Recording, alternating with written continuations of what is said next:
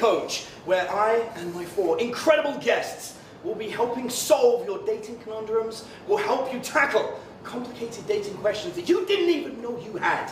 And we're even going to delve into some of the more mysterious and under the covers topics that people are too scared to talk about. I'm Adam Lyons. I've been a dating coach for 18 years, and I am joined by my wonderful wife. Hello, I am Eve Lyons, and I am the right hand of Adam Lyons. I also do a lot of coaching in all of our coaching programs. But most importantly, I am enjoying asking very interesting questions to our guests, and I'm so excited about today, because boy, I have so many questions for this today. And next up.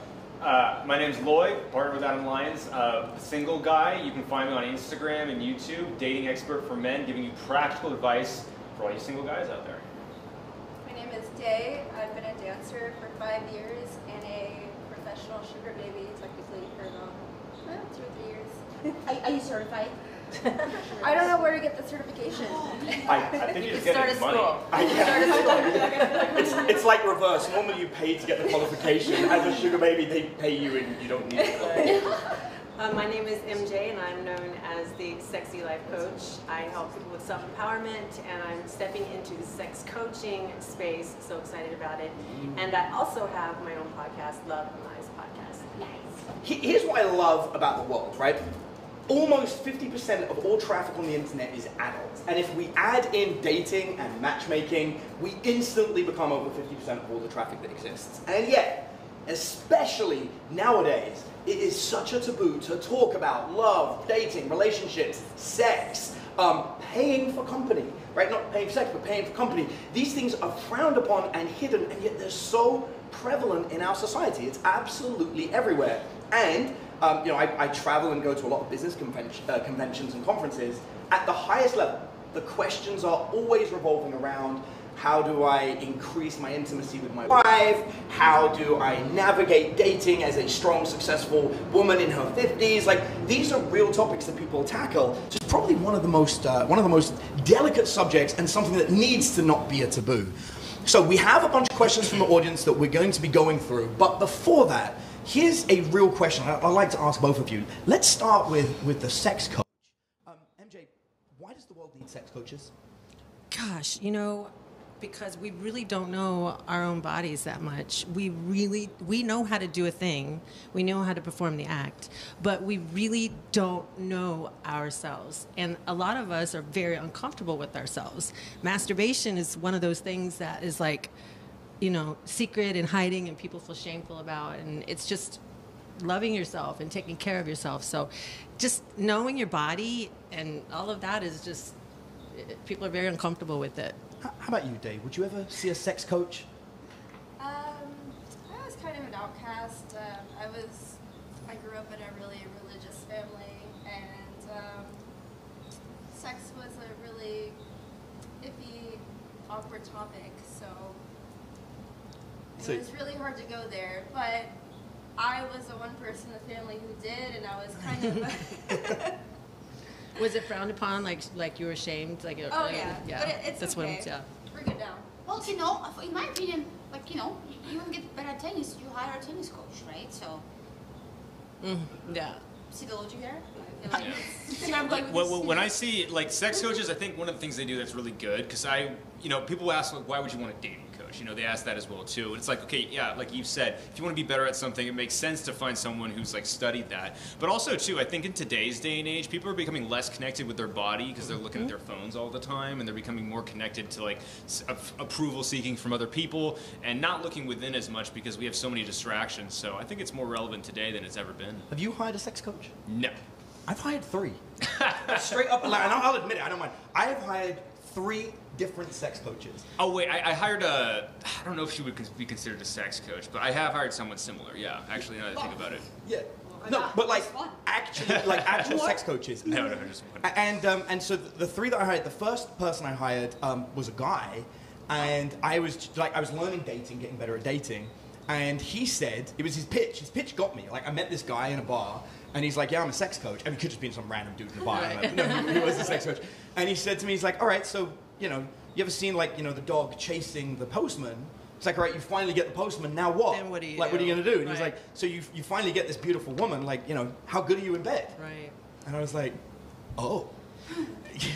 You know, scary. It's we have a doctor to go to if we cut ourselves. We have a doctor to go to for whatever. We don't have those people in our lives that we can actually ask real questions about sexuality and the act itself. So it's something I think everybody should at some point in their life, many times in their life, go to, you know, a sex How coach. does it work? People like send you some videos to review of their performance. Everybody's totally different. Oh, really? But That they yeah.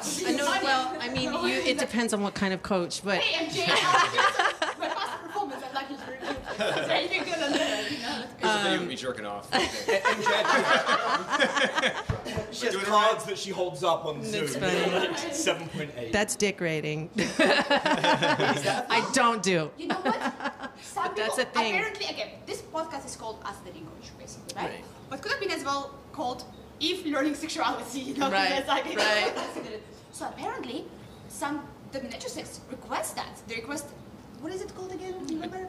It's something like penis rating or A something. dick rating. Yeah. Yeah, it's called dick rating. But do you do that too? I don't do that. No, no. Okay. But But how do they know if they're good, if they need to improve? It doesn't matter. I can't imagine getting one and somebody paying you to do that, and you wouldn't. Well, then that happens. They pay you. Yeah, they. Oh no, they absolutely do. Days laughing. Some people Have are you into. had somebody ask you to do a dick rating? Yeah, come Yes, on, you yeah. have. Yeah, there yes, we you go. I have. can see it. Yes, you have. Of How course many have you rated? How many? Are you nice or you like being very critical usually? Right. What's your I style? try to ignore. Oh. So I had an OnlyFans and I deleted it because I couldn't handle like The amount of dick rating. Too many requests. Yeah, Oh, it men. was so much more than just that. I just Men should I went not through a be. breakup and then I had all these men asking me all these questions and I just had to delete it. I just That's pretty crazy. Don't work there, huh? Dick rating. There we go. That's Tell them not to tell. Don't send random Like, I don't pics wanna of be your a dick of your. right now. Yeah, it's so. Yeah, only send a picture of I your think penis that's on the why Unsolicited, podcast. yeah, I that's don't not- know. I don't know. Okay, but come back to the topic. So, fine, no degrading, that's fine, great. I'm glad that you not, judging by their physical appearances. But nonetheless, do you do like a video performance reviews for them? How they perform? That happens? I have not done that. If somebody wanted me to, Well, how do you know I this? could. How do you It's- know what they're not good at if you don't see? Because they will tell you, they'll say, how do you do this? I mean, when you find a coach that you actually feel connected to and they create that safe space for you, then there's no judgment. Everything is confidential, and people really have a lot to say. They got a lot of questions, and so anything could really come out of their mouth, and So you've just got to be ready for it. Verbally describe it? You some can things? verbally describe it. Oh, so You confusing can. for me. There's toys and things like that that you can, Okay, show just how nice. to do, all kinds of things. Is it like going to chiropractor's office and you have a spine, they show It's you how to exactly spine? like you have that. like little, okay, you have this part, and this Yeah. goes in there, and the not in here, Yeah, not yeah, in yeah. that, right? Like you do that too? That's hilarious, I love it. Yeah. So That's awesome. Yeah, that's wild. It is crazy. Like, I remember like the first time that I went to a sex coach, he was describing like, here's how you pleasure a woman. And my favorite story actually that he said to me, which works really well, he says, most women say the best orgasms they've ever had are with another woman. Oh, And I can women believe that. don't have penises. He's like, so if you think that sex is based on your penis, you will never give a woman an orgasm that will rate as the best. And if you're a guy and you think that you have given a woman the best orgasm of her life with your penis, you're wrong. And she's just trying to make you feel better. Are we talking about faking it, Adam? I'm not thinking it, but yes. Okay, please. You share. You're paid to fake it, right? You don't necessarily have to fake it. Like, I feel like there's different types of orgasms. Yeah. But I do feel like also the best orgasm I've ever had was with another woman. Sorry. Yeah. It's just throw the body. And this What types of Funny. orgasms there are? But my second question is, what types of orgasms there are? Please do explain. Both of you. I feel like there's like a clitoral orgasm, and then there's like a more so G-spot orgasm, and then there's a combination. Okay. So it depends on the anal physical- orgasms, all kinds of orgasms. Those too. There's Yeah. actually nipple orgasms. What? There's lots of That's- orgasms. Yeah. I actually, I So date. it's based on your geolocation of the spot, basically. What you're describing I is? mean, everybody has those. Every woman has, but Different preferences, too. right. And there's something called body mapping, where you can sit down with your partner and go through their body, and it's not supposed to end up in sex, but it's supposed to like really so that you can.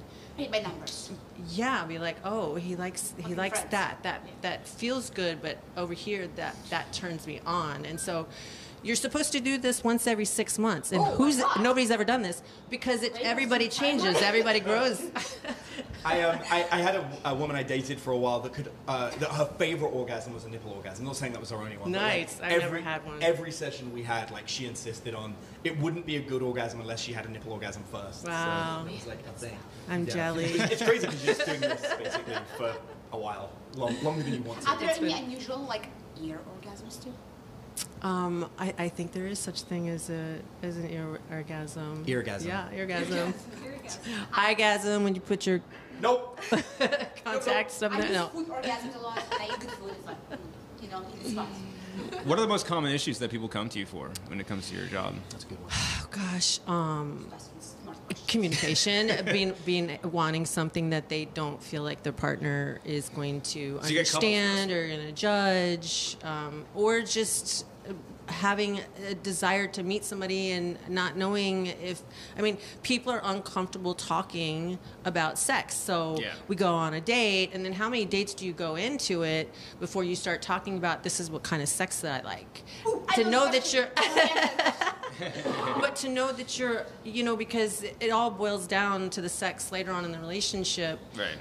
That's where people cheat. That's where Yeah. people are unhappy. That's where people are watching more porn than they probably would like to, Yeah. because of the nonverbal. And so if we could get, like Adam and I were talking about, more people to talk in the beginning when they're meeting people or in their existing relationship, because if you guys could just break down and be open to your partner and not judge them, you may save your marriage, you may save your relationship, and have fun.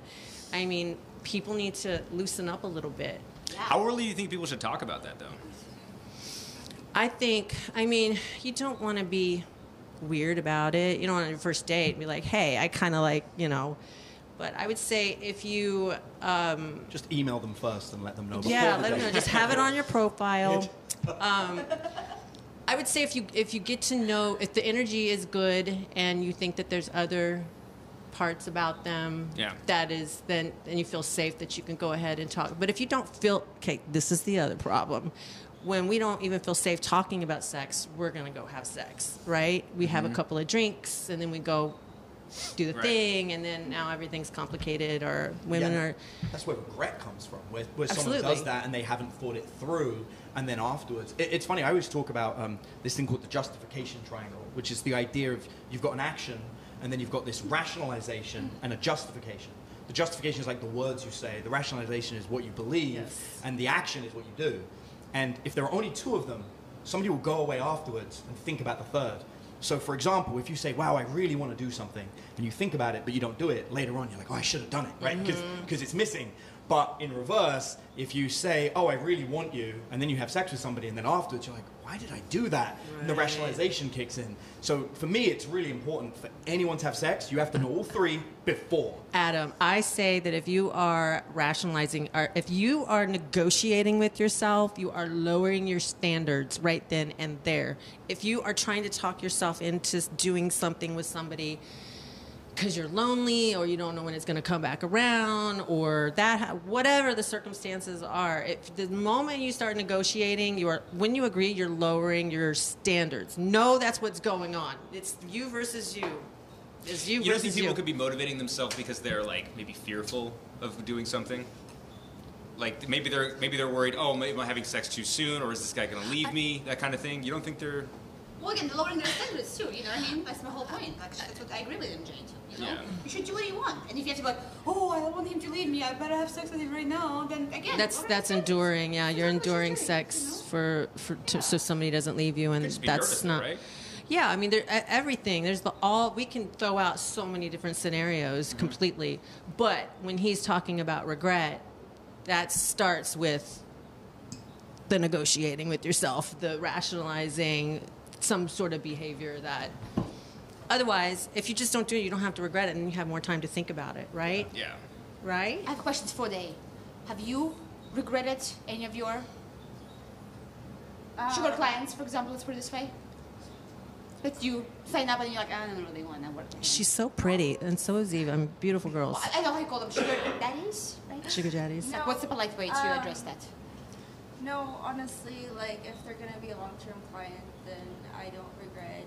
Good. All right, so you have a good No. filtering Yes, you- process, right? Yeah, I'm Nice. not the kind of person who just sleeps around, so no.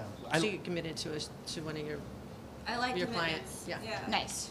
Yeah, I like that. That's really good. I know a lot of friends of mine who are like older guys who do the entire sugar baby thing, and you know they're the same. They don't want to just cycle through people. Yeah. Like they want long-term Yeah, commitment. it's enrichment as well too. Yeah, I have a. It's like for me, it's like seeing a therapist, right? You gotta find what's right for you, and then you can meet, and you can Yes. pay them on a regular basis for them to listen Yep. to your problems, right? Well, why not have a pre-therapist that can also hold your hand and say like, oh, baby, it's so hard for you. You know, like, You know, what a what's better funny? time spent than money. What's funny is when I was younger, I wanted to be a therapist. Oh, look at that! You are. Now you can charge totally much more and have more fun versus like a boring movie, right? Well, really, I mean, what they're wanting is real companionship. Yeah, In the exactly. end, they're wanting companionship. So, and you I don't are wanna doing be some like therapy. an awkward psychologist, just writing notes and diagnosing things. Yeah. Brown walls. You want these. Get to the actual work. Do the real thing. I actually, so one of my clients hired me to help him design his sugar baby lifestyle. And for everyone watching, in case you want to do this, here's what we came up with, which he's been doing for 6 years, I think, like a yeah. very, very long time. He's very happy. What he does is he goes on the sugar baby website and he offers an amount of money, I'm not going to say how much it is, for 2 days a week. And they have to pick the 2 days. So we have one person is Monday, Tuesday, Wow. another woman is Wednesday, Thursday, and a third one is Friday, Saturday. And what he does is he says to him, I'm not paying you to hang out with me, and I'm not paying for sex. We don't need to do those. We don't need to have sex. I'm paying for no drama. And he's like, that's what I'm paying for. He's like, and he's an accountant, and he calculated that it was cheaper for him to do this than to have a wife. And he did all the, because only an accountant could do this. And he calculated Risk it. assessments, Yeah, he did a you full know. risk assessment, and he's like, this is a better system. And I mean, I'm not kidding, he's been with 3 women for like 6 years. Now, not the same women necessarily, because here's what happens. He goes, after about 2 to 3 years, one of them he's had the entire time, but one of the others, you know, every so often there'll be a problem, and he'll say to them, they'll be like, listen, I'm upset with blah, blah, blah, blah, and he goes, no drama. And they'll be like, no, you don't understand. He goes, no, you don't understand. No drama. What if he triangulates and creates some drama?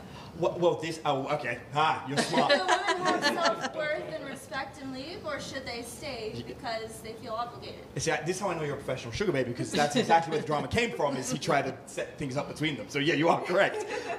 But so what he did is he would then say like, no drama, and if the drama continues, he says, I'm so sorry, this arrangement doesn't work anymore. He drops them. You And he gets, violated your contract. yeah, and he gets an open 2 days, and then he goes back on the website and finds a new replacement for the next 2 days. He's done this for years, which the question is then, well, what about the extra day? There's like the 7th day. Well, He spends that looking after his parents who are old, and he Oh, like wow. feeds them and Aw, looks that's after so them. cute. I know, he's like a really sweet guy, That's but cute. he's been doing this for 6 years. He swears this is the best relationship he's ever had. Well, relationships, I Lips. suppose, yeah. And he goes, on his birthday, the triangulation, often the women will come together on his birthday, and he'll get all 3 of them on his birthday as like a birthday present. And that's where he's come to. And yeah, we've met his women, and they're awesome. They like him. They know about each other, and you know, she's like, "Hi, I'm Monday, Tuesday." You know, They don't want to live she's together. like, I'm though. all day. yeah, they don't live together. They visit him in his house for 2 nights. Okay. So He they likes his space. He's like, no. Yeah, he's a- You know, he's very particular. personal space. He lives with his parents, but like not as in he pays for their house. Like so, Yeah. they live with him. Is probably more than that than he lives. That's what I always tell my clients. I had a guy who was living in a trailer in Yelm with his grandmother, and he's like, "Yeah, I live with my grandma." I'm like, "No. Your grandmother lives with you. Yeah. That's how you're going to say it from now on until forever." He was actually he was a virgin. Changes he lost energy. his virginity in my program by just changing the way he thought about certain things. No, but again, it is cute. Like I've met some people, like again, in our Ace Formula program too. There's like, I remember this sweet guy God, in his 20s, and his parents, again, such as an unfortunate story, passed away, so his grandma was living with him as well too, and he was very embarrassed about that fact. I'm like, are you kidding? This is so attractive that you don't leave your grandma in a fucking, old people house, you take care of her and stuff too. Like, you better live with that. That's actually very attractive, Yeah, no, I love that. Absolutely. That's a great phrase. So here's an interesting question, Dave. If you're comfortable answering it, how do you decide you're going to be a sugar baby? Like, was it a conscious thing? Did you fall into it? Like, how does it happen? I'm a sugar baby. Oh my God. That's kind of a long story. I didn't really plan for it. That's fine. It all started during COVID, or actually the day before COVID started. Okay, got it. I was working. There was a guy who had a shirt that said "Mad Scientist" across it, and I asked him what he was mad about.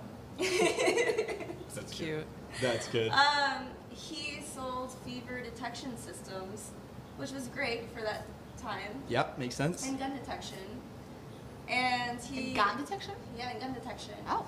Well, that was originally what he had, and then he did fever detection. Oh, cool. Because of COVID. But then he invited me to come over, and I was like, I'm not coming over. Like, we could meet for dinner. But he was like, well, everything's gonna be shut down, and I didn't believe him. Oh yeah, makes Totally. sense. I was like, well, if I come over, I will make you dinner. What do you know? He's Italian. I made him a really good Italian dish, and he kept inviting me over. That's all right. That makes sense. Yeah.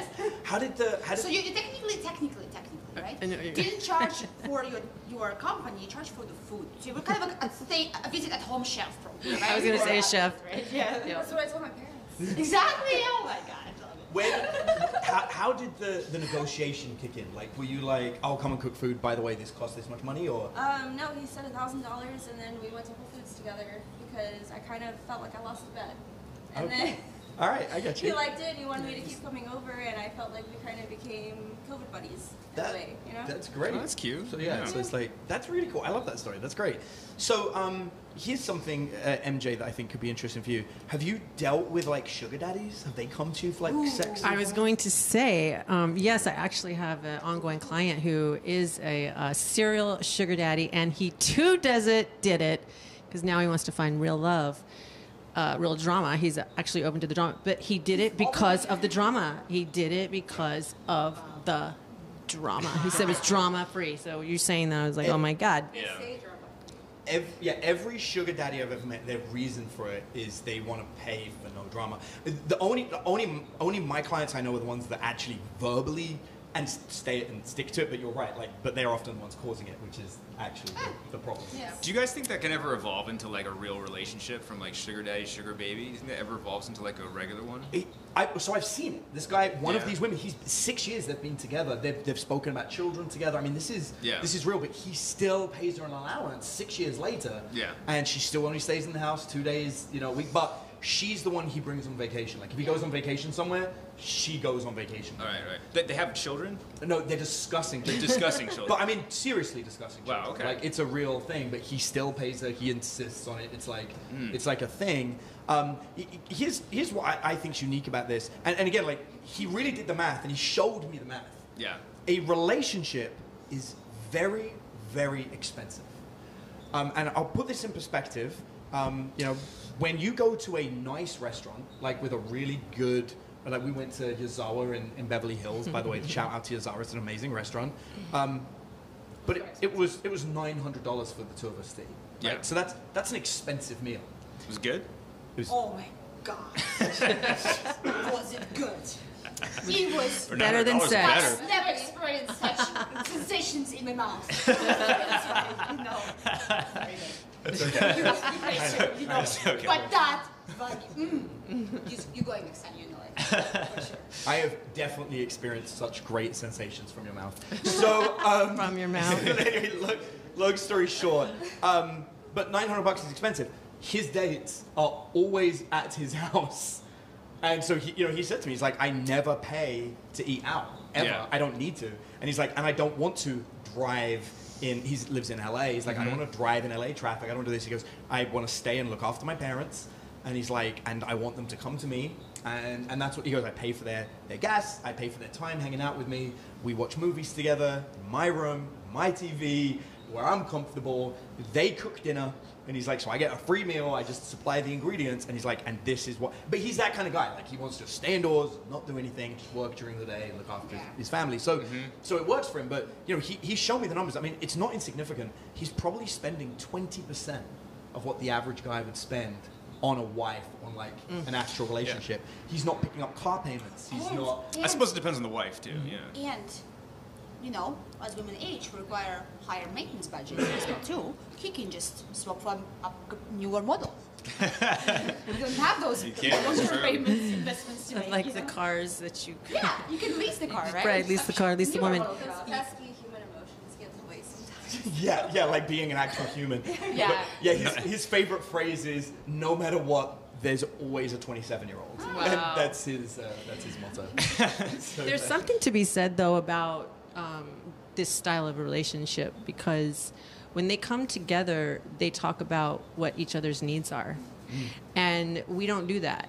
We show up on a date and we talk about stuff, we think that we're getting to know somebody.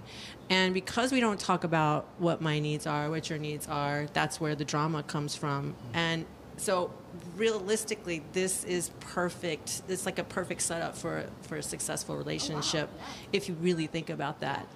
I love that you said that, because like he is and like this makes up the tiniest amount. Like my clients are not sugar daddies. Like I've had like 3 ever, but this one is an ongoing one. I've known him for 12 years, maybe even 15 years, like a really long time I've known this guy. And what I love about this is he is incredibly happy, and his relationships last, or like he's had one that, like I said, it's lasted a really long time. But you're right, it's because there's a lot of communication, a lot. Even if that communication is, hey, I don't want to deal with your drama right now.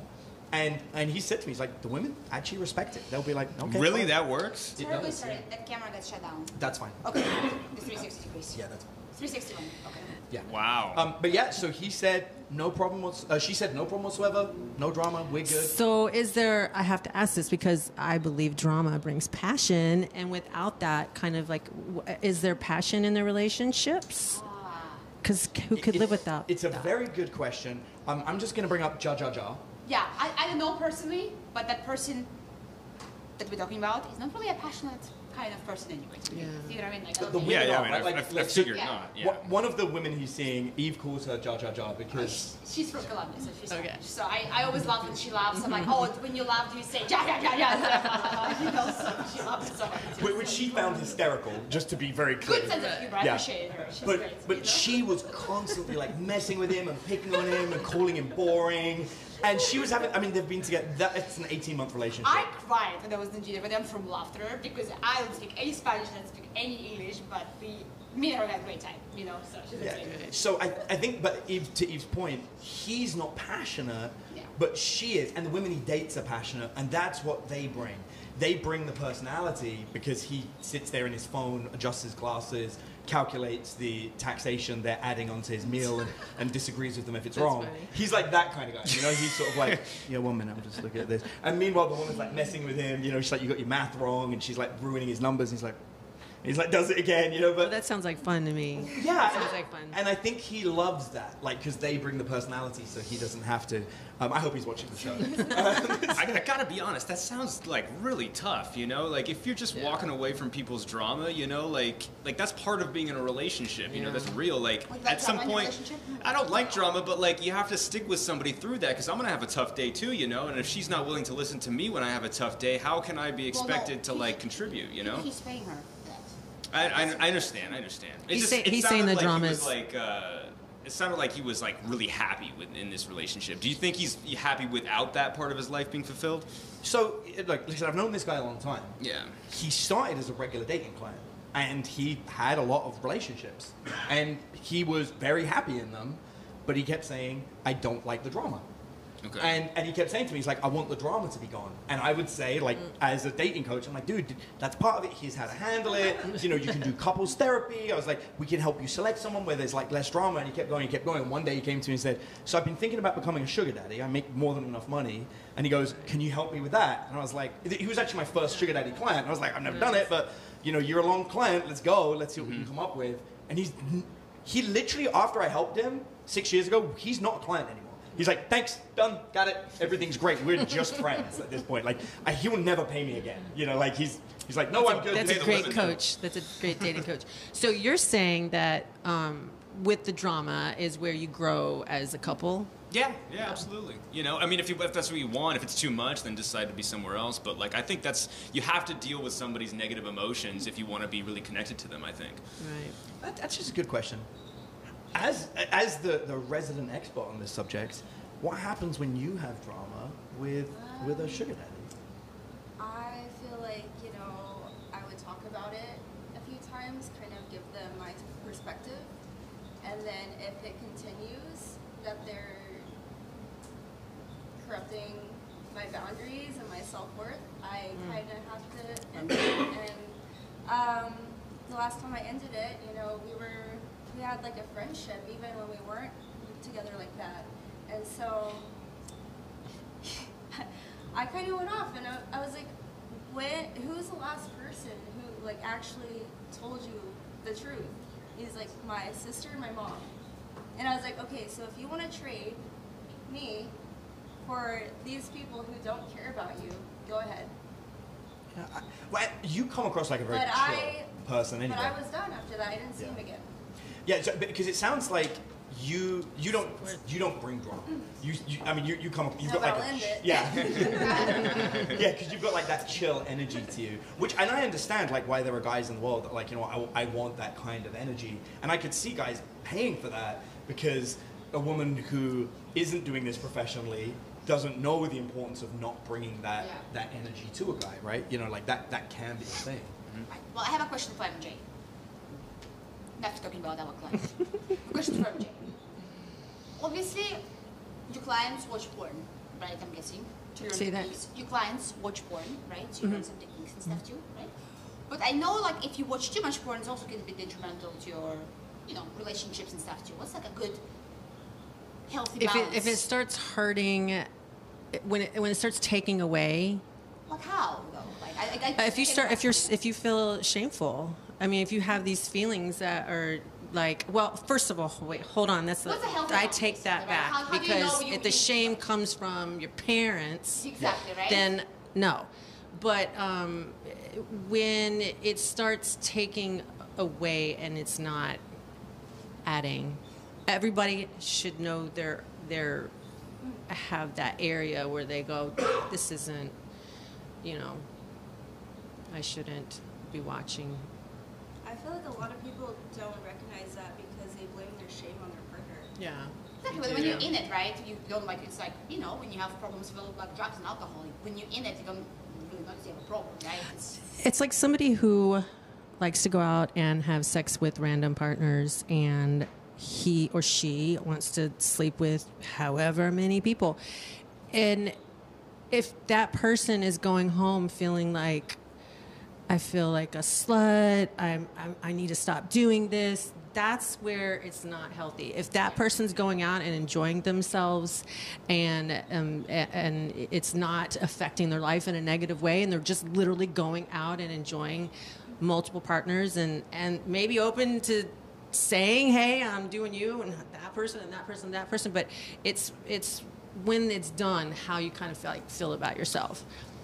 What if they're enjoying themselves but their partner doesn't know about it? If they're cheating? Yeah, but like their partner doesn't know and they're not feeling remorseful because of some other addiction. Say that again more clearly. So if the partner is going out to hotels and cheating but not feeling remorseful, they feel good about themselves. Well, that I would think would be a diagnosis of sort that somebody else would have to give them. Like a sociopath or something like that. But I mean, she's talking about people that go out and cheat and don't have any. And that's a person that doesn't have empathy. That's a person that's got some issues that they probably need to go talk to a therapist about. Mm-hmm. But if they don't recognize it, then you have to recognize it. And what I love about you, Jay, is that you used self-worth and self-love. And people having that, Yeah. That's where you pour into yourself, and sex is healthy. It absolutely should be, and it shouldn't be an experience that we feel dirty about. Well, so one time- we gotta get to the root of why we feel dirty or shameful about it. One time, we had another client, different client, not the same, who had an employee. Boy, oh boy, you think you would be working all day. But oh no, that employee was very busy, watching a very specific porn. Oh my God, you're sharing this. This is I'm so sharing, I'm not funny. saying name the name. So your employee No, was our client a client. Okay. from like Okay. what have you, with a big company, but Okay. his employees Okay. would, be very busy working all day. At But work. then after he got fired for no results at his work, Right. like, what dude, what the fuck, you're working, but there is nothing, right? Yeah, that's- They confiscated his company's laptop, which was his company's property, and just find out that that person was watching a lot of porn. So when they're doing that, when somebody's But doing his child that, did, of course, too. He was very fulfilled. right? Satisfied, But I have to say that somebody who does that, they've got to have a sense of I got to stop doing this. I'm going to get caught. They're having a conversation with Oh, they do. themselves. You know. He was watching it for 17 hours a day. Wow. 17 hours of porn a day, which made me wonder why he was taking long bathroom breaks during work. And then I, on behalf of my client, I was like, why is this guy in the restroom so long? That's leaving little time for sleep. I mean, that's 7 hours at the most, you know? Like, Here's a fun game that we can play. Oh, yeah. Oh. Can you guess? He watched the same type of porn. He searched the same thing over and over again, looking for as many. You got to guess. That's the goal. If any of you guess it, you win the prize. There is no prize. It's just bragging rights. But I'm gonna guess it. you know it. That No. doesn't count. Never win prizes. You all get one guess. So we'll start ladies first. MJ, what do you think? One type of porn. Transgender. Oh, okay. Transgender porn. I'll announce at the end. Okay. Gay. Gay porn. Okay. 2 porns with penises. I mean, I have no idea. I'm going to go with interracial, so we Interracial? haven't covered that one yet. Vintage German porn. Who would have Oh, it's guessed a that? Is that a sophisticated category man. on Pornhub? It's a category. Well, not an official category, definitely. But he just searched this over and over again. And I have no idea what it was about because we didn't look into it afterwards. No, we Sure, did. you guys- It was 1970s hairy women, is what it was. Hairy blonde women, yeah, specifically. That's Like Demi funny. Moore or something. But it was crazy. I was just like, so he worked in the company for 4 months, and it was the 1970s. only type of porn he Should've looked heard. for like 17 hours a day. Was it like something you see at a rent fair, or was it like before that? No, it was like not that far vintage. Yeah, it was more like like I don't know how to describe it, but like the kind of thing you'd wear on a farm in Germany. So that happened in his childhood. Somewhere he got a glimpse of something. Probably broke into parents' exactly grandfather. like his Yeah. dad's or his grandfather's porn when he was a child, and so that's how that stuff starts. And I know what everyone's thinking. They're probably thinking this poor guy who's sad and lonely. He was actually engaged. He had a fiance.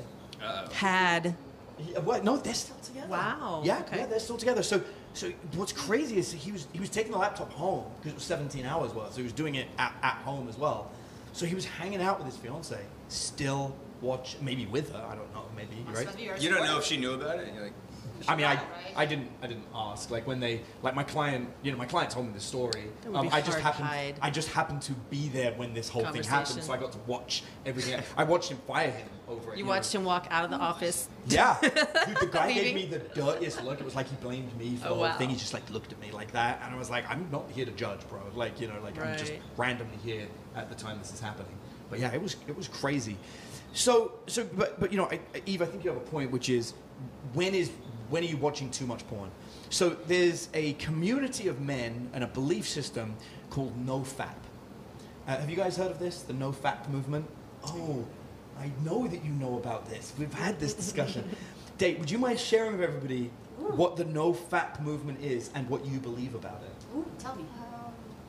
Isn't that when like men don't come because they're trying to preserve their testosterone and seed and energy? Yeah, that's Yeah. that's exactly what it is. Never heard of it, MJ? well, specifically, I think they're singling out pornography use for it. Like no fab, like not looking at pornography and jerking off think to it's it. not I think that's what it masturbation is. at all. Is yeah, that I what it guess is? They clump porn and masturbation together a lot of times with that. So Yeah. So not Really sucked watching into porn it. and coming to an Masturbating to orgasm. it. Yeah. That's really funny. Yeah, and so but there's this movement of guys that think this is good. Like they think that this is something that should be done. Now, as a dating coach who, I've been teaching since 2006, we would often teach the exact opposite. From 2006 to 2009, the prevalent thought was always FAP before you go out and Yes, meet women. and people Always. should. Yeah, and so Women should too, so they don't have sex. And the reason for this, and I'll fall asleep after this. well, I'm like, I'm going out. well, this is a part of it. This is what we used to teach. I say used to teach. I still actually believe in this, which is post-nut clarity. Post-nut clarity is what happens. This is actually known by samurai warriors. They knew this, which the ancient samurai, at least according to a blog I read once, said that if you don't make a decision when you have that male testosterone energy, because you're going to make an impetuous decision, not a good one. And it was always the same. The guys that didn't masturbate before going out or didn't orgasm before going out, they would end up with somebody they didn't like. And it was never, and the quality of the person they were with wasn't good, and everything about it. Whereas the guys that would reduce that internal drive to just get laid were actually out there meeting people. And the best part about it is they would then go home with them that night and not want sex. And so they would just lie down next to the woman and go to bed, and the woman's like, "What's going on?" And the guy's like, "Yeah, I'm tired." My head hurts. Yeah. So before the date, masturbate, right? Before the game aspect. I love that, yeah. And what's crazy is we've had over 350,000 clients over the last 18 years in different forms, from digital programs and physical programs, but we've communicated with all of them. And every guy that followed this system reported, they thought better, they had more clarity, they weren't being ruled by their penis. They're in their power. Correct. They're not out of their power. They're not being ruled by something. They're like in their power. And I think of it like this, like the epitome of a successful male, as far as I'm concerned, is someone who has, the trifecta, they're successful, they've got their health, and they've got their relationship, and everything's good. And we assume if they're happy in their relationship, they're constantly having sex, which means that man in his power is constantly drained and making smart decisions and, really thinking things through, and he's got that balance of his energy. So if we know that the guy who is successful, that has met the woman who is satisfying him sexually, has that energy, and that is what women look for in a successful male that has that energy, why the hell would you know FAP? Why would you do that? Why would you be that frustrated dude? I think it works for some guys because minutes to answer this question. I think it works for some guys because so it's different. I think it depends on your testosterone rate and that sort of stuff. Like for a guy like yourself, Adam, I mean, I don't think you have any problems like taking action. But some clients that I have, if they jerk off, they're going to bed and they're not leaving the house. So you really have to know your body and know what it does to you. And I think that for a majority of guys who are too aggressive when they're out, jerk off before you go. That way you're toning it down a little bit and you're not barking at every woman that comes by you. So, I love that, by the way. And me and Lloyd don't often disagree. We're going to disagree. But I love it. But the reason, because you're right, there are guys that absolutely do that. They'll be like, well, I orgasmed, so I don't want to go out tonight. Right. And that, to me, is when the coaching comes in. Right. To me, that's like the guy that says, I don't want to go to the gym today. Mm-hmm. And it's like, right, but that's why you have to go. You have to lift the weight. You have to do the work you don't want to do. And now is the time to do it. And often, when they push through that, and they're like, oh my God, this was so much effort, they then get used to being able to put in that effort. Mm-hmm. And no longer is their dating an emotional reaction.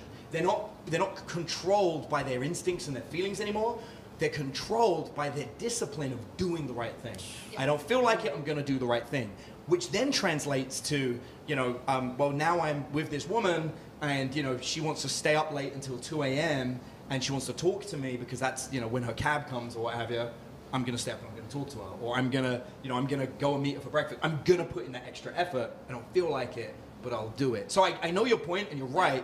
It would be easier for them to take that action. But to me, it's not about ease. It is about discipline. Yeah, like relationship takes work. It's nothing easy. Sometimes you gotta do what you gotta do, you know. So it's good to learn to put effort in early on as well. So it's like you're used to that kind of mentality, I would say too. Yeah, so the no fat movement is a fascinating one because I remember when it first came up, I was like, this is terrible. Like these guys, this is so bad. And it would, you just see a bunch of dudes hanging out together being angry. And I'm like, you guys need to fat. You guys need to jerk off. Yeah, go. I'll be Sorry. honest, when my ex kind of tried to I was waiting for join this. that, I knew. join that train. Yeah, go for it. No, The we train. broke up. He broke up with you. No, we broke up a few months later. Yeah. It was pretty mutual. I don't know. It was weird. Because you didn't want to orgasm anymore. And you're like, why are you here I was then? like, well, if you don't want to, I don't want to. That's weird. That's awkward.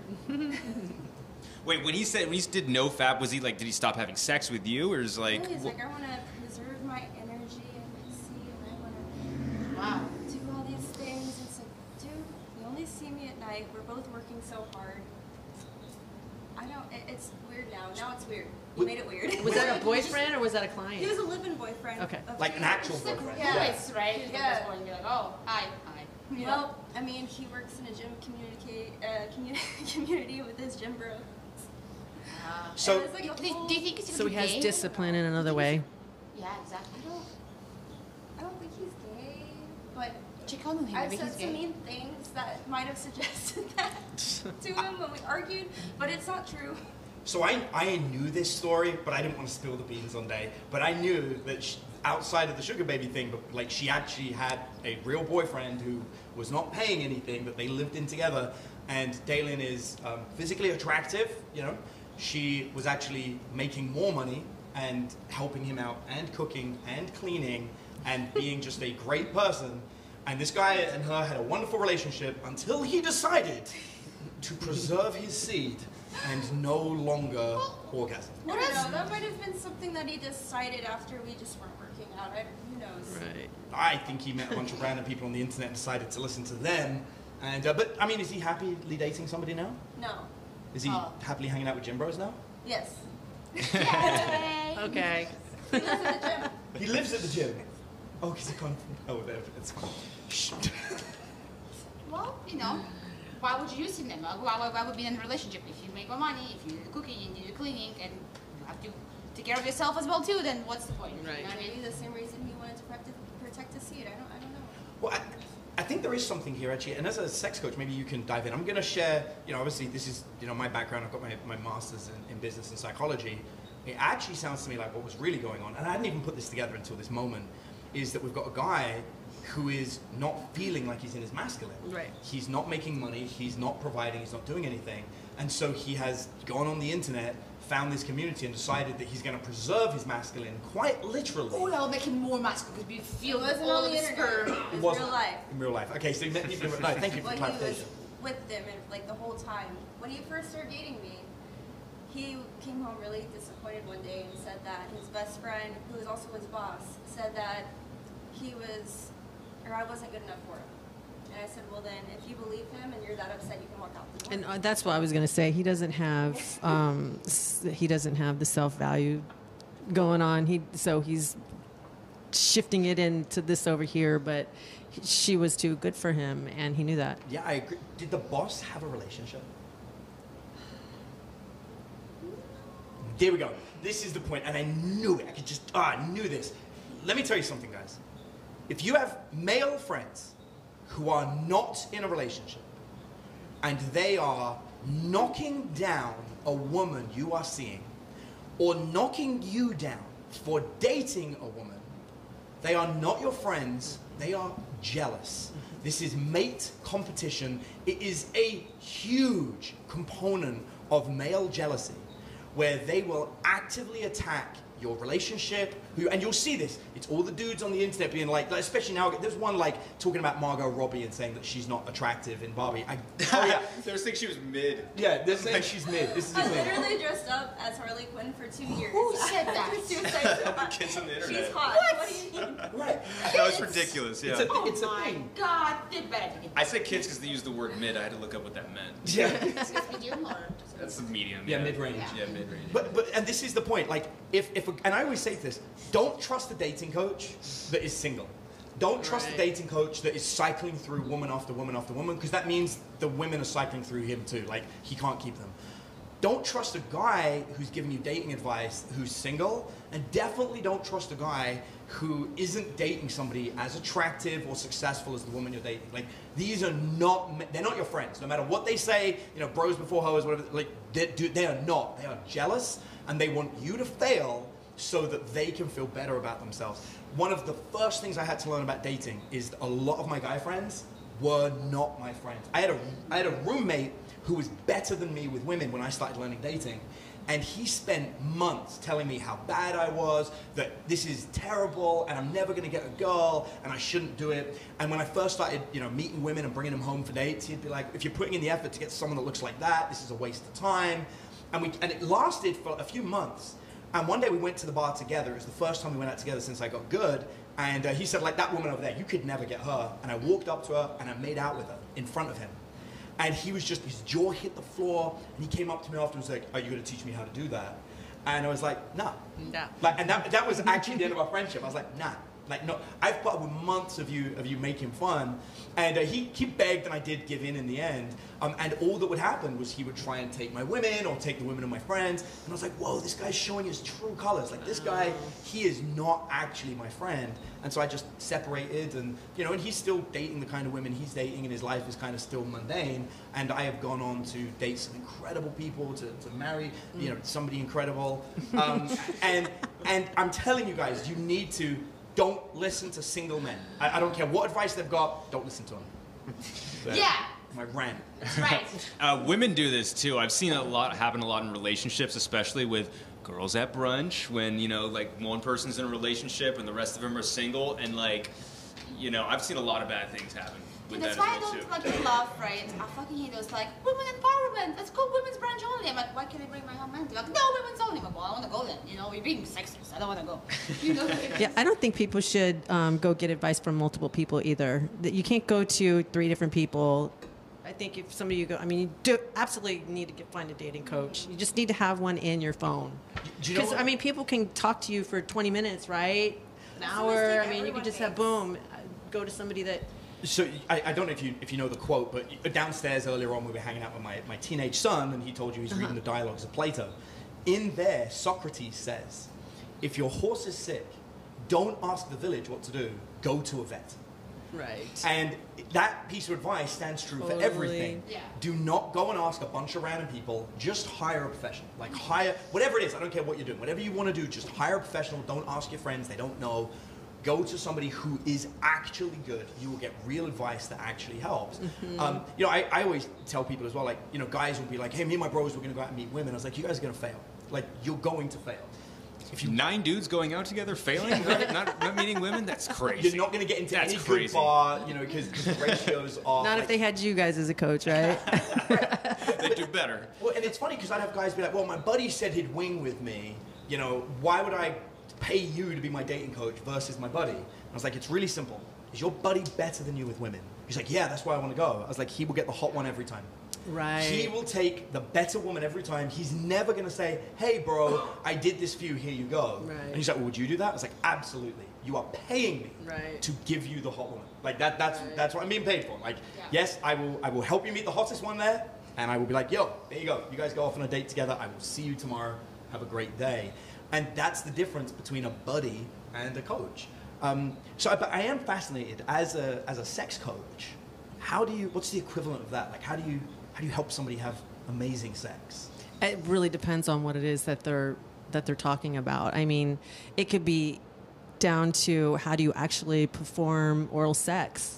I mean, a lot of people, there's so many things about the penis that people don't realize. It's like, those like tutorials is not to be grabbed to be like, okay, here's how it's done. yeah. Can we get a pair here, please? Props. So are you It's teaching funny. men or women mostly? Right now, mostly women, but I have a passion for both sides. I mean, men need to know what to do with a woman, and they don't have a lot of confidence. Yeah, most women give really bad blowjobs. Like, and I'm just gonna. It's Yeah, true. I was gonna say, do you coach women Yeah. on how to be good with men too? Yeah. It's a thing. Like, the amount of women that I would meet, and they'd be like, "Hey, just so you know, I give really good blowjobs," and I'd be like, "I doubt it." because it's just true that most women have no idea what they're doing. They're like, sucking it like they're trying to get to the center of a Tootsie Roll. And like, that's not how you do this. There is an art to this. And would you agree, both of you guys? So it's said that if a woman is not enthusiastic about a blowjob, then you would pass. You would rather pass. Absolutely.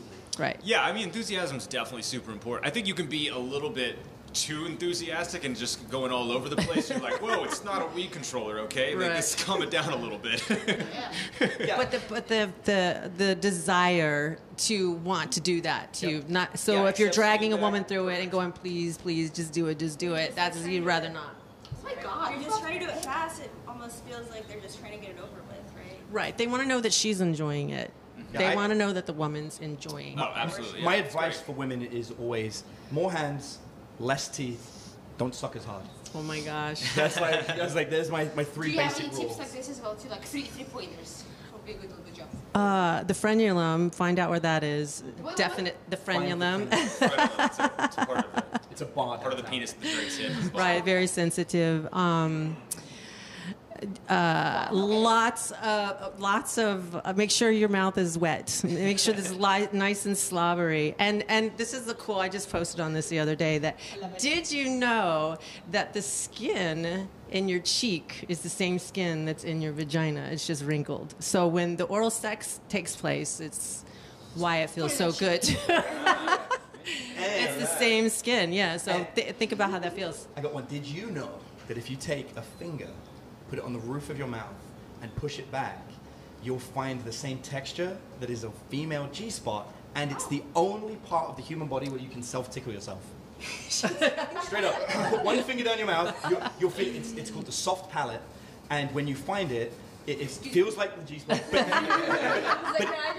but it will make it's the only place that humans can tickle themselves. Wow. Yeah, so I love that nobody wants to do this. No one wants to demonstrate it, but you should see this. I'm afraid to go too far. I can demonstrate, like I'm not weird about it, but like, so what you do is you take, so like I'll take my thumb and I place it here. Yeah, and it tickles. That helps you. That helps you with the gag reflexes too. Push it further back, go further back. Yeah. There you go. You find it? Yeah, The I soft found it. part. Yeah. It takes the same. It tickles. It tickles. It tickles, yeah. Does it feel the same? It as feels six similar. months? Yeah, it feels very similar. Now you can compare and But the reason I like Like, this, hold on, babe. the reason I like this is it's all at also, the same time. but it's also about the same distance as the G-spot from the front of the they can vagina. practice. It also puts your fingers in the same angle you need to reach the vagina. So one of the easiest ways to explain to a guy what to do, yeah, is that's what you do, guys. I got you. That's great. That's great. They can practice all day. But it does tickle, which is weird, because you can't tickle yourself. So we're getting to that point where it's time to ask audience questions. I know we have a bunch of questions. I want to say, all of you that are watching here, thank you so much for supporting us here. Yeah, thanks. So Tom, do you want to, we don't have your microphone this time, so we'll have to repeat your question. Yeah, but we have some. Yeah, so we'll start with the phone one. What's the most surprising thing you've learned about yourself through dating?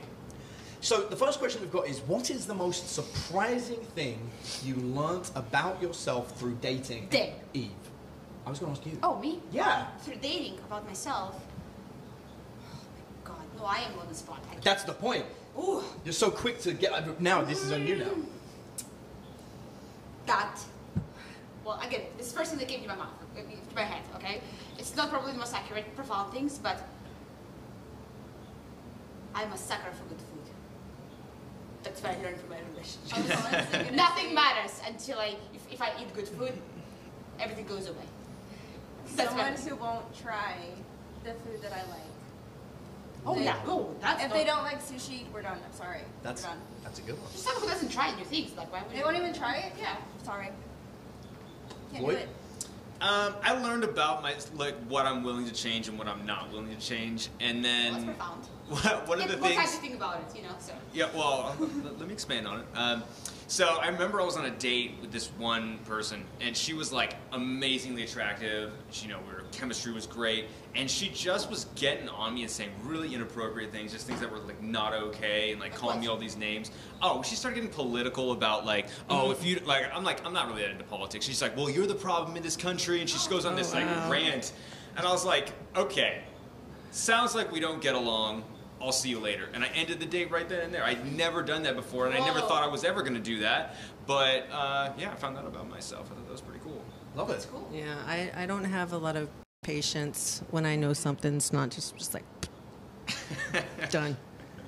I love that. Same thing. What about you? The most surprising thing I think I learned about myself is that in any relationship I'm in, I am very open to learning about their lifestyle and what they do, more than I want them to do mine. Like, I find people fascinating, and so if somebody says to me, you know, like, my favorite thing to do is to, you know, to go and visit this random place and, you know, to make out with somebody on a gravestone or something crazy like that, and they're like, would you ever do that? And I'm like, yeah, absolutely, I'll do that, let's go. Like, I'm so down to just go along with somebody and sample their life. So dating versus relationship? I totally did it. That's what you're calling on. Dating versus relationship? Yeah, so for dating, for sure. Sure. Yeah, because I think of it like a glimpse into somebody else's life. And I'm like, I want to see, like, you know, what your life is like. And I'm very happy to just, you know, walk a mile in somebody else's shoes and try out whatever it is that they're doing and be like, yeah, come on, let's go. Yeah, you do that a lot. You adopt a lot of other people's Yeah, hobbies and stuff too. but I like it because to me, I think that's one of the things I found most fascinating about dating is every woman I meet is a window into a completely different life. And I get, you know, and if they're like, oh, I know we only just met, but I'm going to go and see my family this weekend. We're always shooting guns and, you know, knocking back, shotgunning beers. I'm like, I've never done that. Yeah, let's go. You know, I'm just like, yeah, absolutely, you know, whatever it is. Or if someone's like I had one that was like, hey, I'm a Mormon. You know, we have the Mormon church. I'm like, I'm in. Like, whatever it is, like, let's go. Let's do the thing. And that, I think, is the most surprising thing because growing up, I never thought I'd be like that. I thought I was going to be stuck in my ways and I wanted a woman that does what I want. But I really enjoy going and looking at whatever they're doing and That sounds experiencing cool. it. Yeah. I mean, when you date somebody, you kind of learn a side of them that I think as friends sometimes you don't get. And, you know, it's really interesting and really rewarding, I think, to, like, honestly, I know some people meet in their high school and then they don't date a lot of people, but, like, just for me, I think dating's fun. I really enjoy getting to know new people and seeing their experience, their culture, the way that they think, and, you know, doing fun things with them. I think it's amazing. Yeah, like, I'm totally going to regret saying this, but I'm going to say it. Like, I met a woman who was dating a gang leader. And in a country that was like a different country than the one I was in. And one day her boyfriend turned up, or her ex-boyfriend, it was an ex-boyfriend, and she warned me and said, hey, I can't see you this week. I'm like, why not? And she goes, well, my ex-boyfriend's in town, and when he's in town, he owns me. So I have to go where he goes. I was like, you said you broke up. And she's like, You said you broke up. And she's like, we did, but when he's in town, like, he owns me. Like, I have to go there. That's like a thing. And I was like, nah, tell him no. And she's like, what do you mean tell him no? I was like, tell him no. Tell him I said no. Give him my phone number. Tell him no. And I was like, because I grew up in the hood. My family are gangsters. Nice. So I was like, and I'm not worried. Tell him, like, if he's going to come, like, you know, Bring let him come. Like, you know, we'll hang out in my hood. And it was crazy, like, having this weird moment where, you know, like, she's like, are you serious? Like, yeah, like, Did you like her? She was awesome. Yeah, I really cool. liked her, but I didn't like that she was scared of some bullying. Right, And right. she puts you in danger, too, with that, you know? Like, that's... Well, she was trying to keep me safe. Okay, but you said... Well, I was like, no, I got Okay, this. Like, that we're makes gonna hang out with my friends. This is not gonna be a problem. He's like, that shit wasn't cool. And I was hanging out with some Albanians at the time that were not the kind of people you mess with. Right. And so yeah, we hung out for a week with my Albanian friends. And you know, the guy, he tried reaching. I picked up the phone, and I was like, she's unavailable. And he's like, you know, who is this? I was like, I'll tell you where to find me. Come. Nice. Bring people. Nice. And that was it. That was the end of the phone call. He was like, no, I don't. My buddies were there. Like, my Albanian friends were like, yeah, bro, like, Nice. let's do this. You know. But yeah, it's, you know, but I love that. Like, I would never have been in that scenario. I love that, Adam. Yeah, you know, but like, I'm all about that life. Like, let me do the wild, crazy thing that nobody else will do. And I was like, cool. wonder if this is going to be an international gang war I'm going to be part of. And I'm always like, let's go. I'll see that. Like, what a great story to tell my grandkids. Let me tell you, you won't believe the time. Yeah, and I've definitely found myself in weird scenarios because of that. But I have found this, and I'll say this: most people aren't willing to go to blows over a woman. Most aren't. They like the idea of it, but a lot of guys will front and talk about it. They don't know how to fight. Yeah. Yeah. I mean, most guys, And most guys think that they know how to fight, but they don't. But the confidence, if they really knew how to fight, then they would be able to. There's a great statistic, right, that every guy overestimates how good they would actually be in a fight. It's really funny. I mean, this came up the other day. there was a guy who was like, basically saying to me like, bro, I could do X, Y, Z to you. And I was like, only one of the two of us has won international fighting competitions. It isn't you as far as I'm aware. But people don't know that about me unless you actually get to know me. You don't know that I've been fighting since I was 7, and I grew up on the streets, and that I grew up. My family, like my dad, did 20 years in jail. Like people don't know this about me until you get to know me. And so I've totally been in situations where there are some very violent people, and I've had to fight my way out of it. I'm down for it. And you had the confidence, and what people wouldn't to this point, right? Experience, yeah, absolutely. Yeah. But people that are unsuspected of being a badass underneath, I think that's always great. When you have that confidence and experience, you've gone and you've picked up a skill, and you just are sitting there and you can handle the situation. Your woman feels safe because you've got everything under control, and you don't necessarily look like you're the kind of person, you know what I mean? Like, not you, but men in general, when they know that they have that ability to protect. Well, I always think of this like, there's a really good movie called African Cats. And I think every guy should watch it. If you think you know what an alpha male is, you've got to watch African Cats. Okay. Great film, Disney movie, awesome. It's a Disney movie. So good. Disney made their original films on animal lifestyle movies, like wildlife movies. Yeah, it was great. Okay. So in African Cats, you have a male lion leading a pride of women. And another male comes into the pride. What I love about this, Samuel L. Jackson did the voiceover, by the way. Oh yeah, great.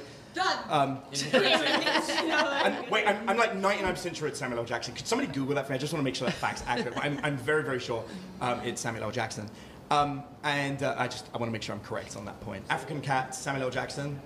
Before we move on, I just want to make sure I'm not completely wrong on this. That's impressive. I didn't know that about you. Oh. Yes. Yeah, it is, right? Samuel L. Jackson. Thank you. Wow. So, in African Cats... I will so watch it now. Yeah, another male lion comes to basically attack the alpha.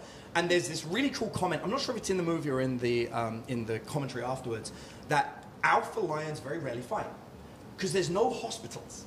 And so if you win, but are injured, you die anyway. So the lions don't like fighting. So you end up with the alpha and the beta competing. And men that think they know what alphas are, I want to be very, very clear, the beta is the aggressor that is loud. The beta is the one roaring like, I'm going to do this, I'm going to do that, you don't know. The loud one. What does the alpha do? Yawns. Right. And this particular alpha is a very old lion. And he's seen it all, done it all. And when the other alpha comes up, this one yawns. And the best part about it, when you watch this movie, it's crazy. The alpha doesn't fight. His women wreck the other alpha. Yes. Because they're like, no, we're the huntresses, and he's got a bunch of them. And the women just go to town on this beta male who's roaring, I'm the big alpha, and the women are like, just fuck off and leave our man alone. Leave our man alone. And I love it because it's a great look at what a real alpha is. An alpha yawns. An alpha is relaxed. An alpha isn't going around starting fights. But, so true. But the alpha is confident that if the fight kicks off, that they know what to do. And I know you know this story, but like I had a guy. I'm talking about fighting on the internet. I'm aware a bunch of people are going to be like, I can beat that guy. This is absolutely going to happen. So I'll share with you guys my favorite fight. There was a guy, we were at an event, and he got aggressive, and he was like, can you really fight? Blah, blah, blah, blah, blah. And he was like 28 years old. I'm 42. I was 41 at the time. He weighs like 230 pounds. I weigh 196. I'm 6 foot. A lot of people on the internet think I'm 5'5" for some reason, but I'm 6 foot. And, so he's taller than me. And we have a discussion. We're going to have a fight. And he's like, yeah, let's do it. And I was like, oh, I don't really want to do this anymore. I'm like an old man, but she wasn't around. And so I agreed to do it. And the guy is like, okay, let's get on our knees. I was like, why are we going to get on our knees? And he goes, I'm a purple belt in jiu-jitsu. And I was like, this sounds terrible. I don't want to do this. I want to be on my knees and fight. He goes, all fights go to the ground. I was like, not my fights. I was like, I'm getting on the ground. It's messy. Start on the ground? He wanted to start on the ground, on his knees. That was the beginning of the fight. And I was like, dude, I don't want to do this. That was his and he's like, are you scared? I was like, I'm not scared. Starting on the ground sounds weird. I was like, how about this? Why don't you get me in a rear naked choke, but we stand? And he goes, wait, I start like that? I was like, we absolutely start like that. And he goes, okay. I was like, but I want to be clear. We're fighting. It's not a jiu-jitsu match. And he goes, no problem whatsoever. I'm like, great. So he gets me in the chokehold, and they're like, 3, 2, 1, go. And I grab his finger, and I try and break it. He screams in pain, because, I think no one had ever tried to break his finger. And and he gets me in a bear hug. I take 2 thumbs and I push his eyes. I'm not actually poking his eyes out, but I'm definitely applying a lot of pressure because I grew up in the hood with gangsters and that's how they fight. I then grabbed the kitchen knife from the table and I started walking towards him. He's like, I don't want to fight this guy anymore. And I was like, dude, like, this is on your knees. Yeah. And everyone in the room was laughing, right? But he just didn't expect the violence to escalate. But that's how I grew up. That's what that thing is. Violence goes. You don't want to be in violence going like 1 to 2 to 3 to 4. You want to go 10. Let's just go straight to 10. Like, oh, we're gonna fight. A little bit of surprise. Yeah, this gets incredibly. You want to go maximum aggression. Right. But the reason I'm saying this is because a guy who knows how to fight, who's really good, is gonna go straight to 10. Like, you know, I've got a buddy who's a UFC fighting champion, and when you spar with him, he kind of like gets up slowly. But if you get aggressive, he's going to put you on your ass and like beat the crap out of you, right? But they go straight to 10. So the average guy, you don't want to walk around looking like you're being this big aggressive alpha guy because you're already acting like you're at 7. And a woman doesn't like that anyways. They're not attracted to that. Bingo, because they can smell that it's not actually. It's insecurity. Yeah, it's insecure. Yeah. People wonder how these like nerds, like these skinny nerds, get these really hot chicks. it's because they're relaxed. Right. Because true success looks like relaxation, right? Chill. You've made it. Like, you got this. Relax, enjoy your life. So, yeah, so I love it. I totally went on a rant, but it's one of my favorite topics because I think the average guy out there really needs to understand what alpha looks like. Alpha is relaxed. Confidence. You don't have to announce yourself as an alpha in the room. You just walk in the room and it's established. It is, yeah, absolutely. What's the next question? What's the most surprising, or where's the most surprising place you've ever made love? So the question is, Let's see. where is the most surprising place that you have ever Surprising. made love? Well, if we're talking about places, probably not making love. Oh, It's making surprising love. place. Yeah, making love is places.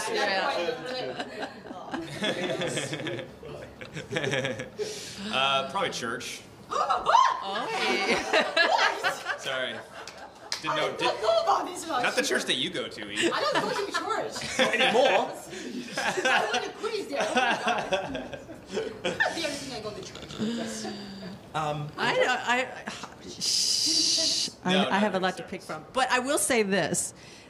Every single time I go to get my car washed and I have to run it through the thing, does anybody else think about having sex in the car wash thingy?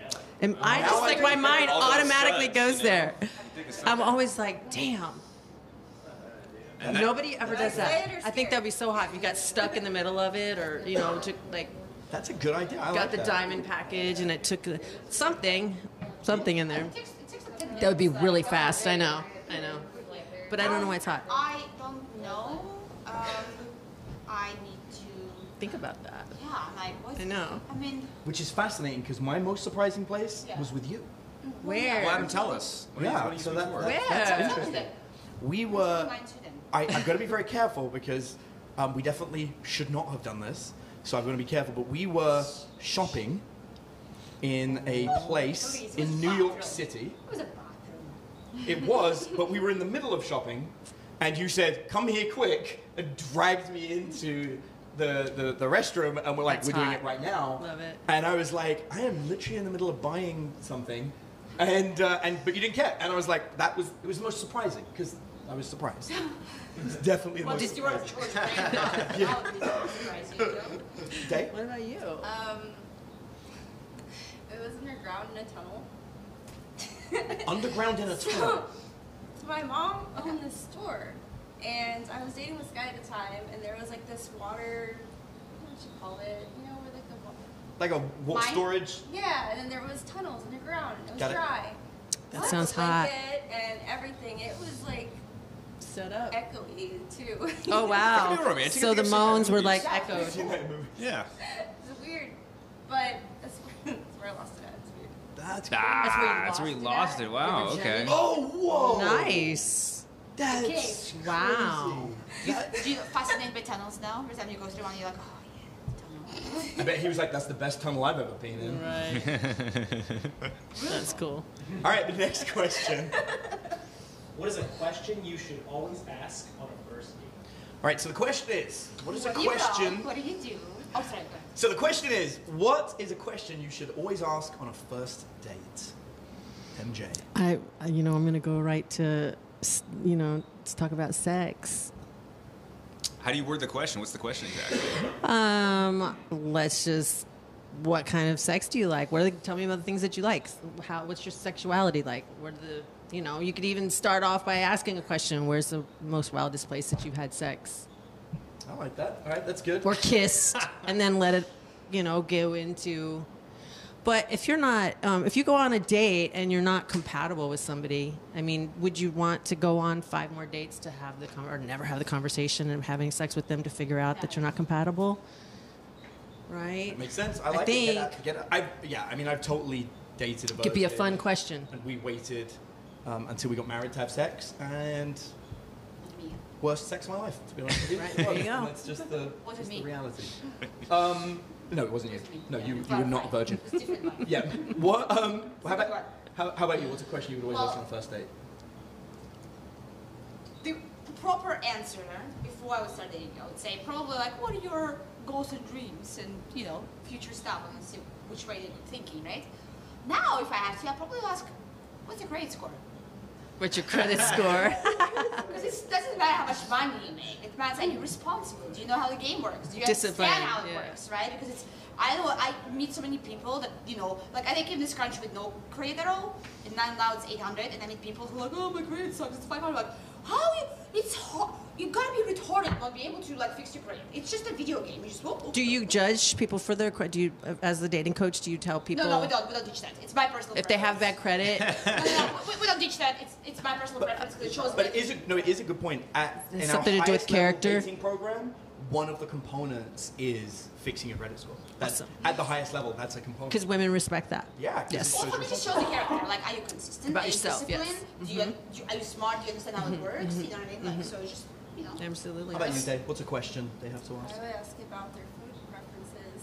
Ooh, do you like sushi? She likes It food. would tell me how much they take care of themselves. Nice. What, it told me a lot about them, what they eat, what they would want to eat with me, because you spend a lot of time eating with your partner, and I don't want to be disagreeing about that all the time. Do you date vegans? I have been a vegan at a Oh. point. Yeah. And why you stop?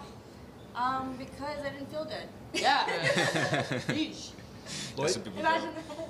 Yeah, I'd be curious to hear your answer about this, Adam. But with questions, it's kind of interesting because it's like when you're on a date with somebody, a lot of times they're just going to tell you the answer that they think you want to hear, or they're going to massage their answer in a way. And so Right. you really shouldn't pay attention too much. I will make them pop their app and be like, no, show me. You're going to open the app for me. We're going to go to your bank right You have an now. app for that? Well, they say. Yeah, I think if you were going to ask a question... Oh, by the way, so instead of questions, I would more favor paying attention to what they do, how they treat other people on the date, how they treat you, how they react to certain situations. That's going to be much better information than a question you ask. But if you were going to ask a question, I might recommend asking them something about, maybe their family or something like that. It's not, some people don't choose their family, but you just kind of know what they've been Have through. you ever dated your cousin? That kind of question? Just checking when you say No, I'd probably ask something easy like, do you have any siblings or something like that? Just an easy That's a one. better question. But again, their answers are going to be what they think you want to hear, and you should pay more attention to their actions. But So I actually have a question I always ask. It's a 2-part. And the first question I ask is, are you comfortable with uncomfortable questions? Or would you prefer this conversation stays boring? Love. That's the perfect way for people to bring up the sex What kind question. of sex do you like? And Yes, then, exactly. So that's the first one. That's great. And then if they say, no, I kind of, want to get to know you first, then I'm like, okay. And I actually know not to date that person. By the way. Right. If they're like, no, I'm like, okay, this is Right. out. Most people, I'm like 99% are going to say, yeah, I'm comfortable. Let's Right. kick it up a notch. And then I'll be like, all right, tell the truth, spit or swallow. Oh. Nice. And what I like about it is, What about you, Lloyd? well, I'm not doing any of that. well, what I like about it is it functions as a very clever get out of jail free card if they are upset about it. Because if they're like, oh, I can't believe you asked that. You go, what? I need to know. Like, if I take you somewhere and you don't like the food, how are you going to respond? And I love that response because it makes them look like the sexual deviant. Right. Because I've got an answer that's completely normal. I'm like, because But I if like she- trying new foods. And I want to know, if I take you to a good sushi restaurant and you don't like the taste of sea urchin, like, are you going to eat it anyway or are you going to spit it out? And they'll be like, oh, I thought you were going to say something else. It's like, what? What did you think I was going to say?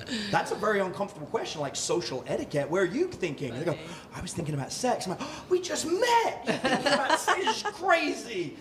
So I love it because it's get out of jail free card. And of course, some women are just like, oh, honey, you're going to find out later. I'm like, that was the easiest date ever. Great, that worked. So that's my favorite setup. You're welcome. Right, that was great. Do you have an awkward story about sea urchins and blowjobs? No, about So I was with my ex, and my dad, my stepmom, me and my ex. Whoa, that's a crazy situation. we went from a bar, we went to Waffle House. My dad said something really funny, and I had water in my mouth, and I was trying not to spit the water out. And then I swallowed it, and then my dad said, at least you know she's not a spitter, to my boyfriend at the time. Oh, that's good. Also terrifying, but great. And your boyfriend's just like, how the fuck do I respond to this? I just looked at my boyfriend, I was like, please support me right now. What a great first date question. I never had any childhood trauma until this moment. Whoa. Not everyone would do that? No, my dad didn't do that, no. Let's get to I'm surprised to know that, Let's get the next question. Have you ever made a relationship decision based on a horoscope prediction? Oh my God. And how did that turn out for you? So the question is, have you ever made a relationship decision based on a horoscope prediction, and how did it turn out? But they did.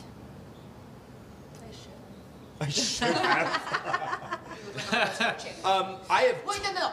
I think I'm judgy too, because she has her Scorpio too, so people can see up front that she's Scorpio, right? I'm a Scorpio, yeah. They like see up front, they're like, hey, like it? No, okay.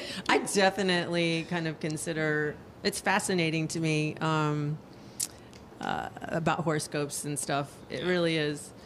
I believe in them, and I'll tell you why. There's a reason. I don't care whether they're real or not, but if I meet somebody and they tell me that they're into horoscopes, I know that they are going to behave like their horoscope stereotypically says. And so I will often say to somebody, what's your horoscope? And they're like, I'm a Scorpio. And I was like, oh, are you a traditional Scorpio? And they go, yeah.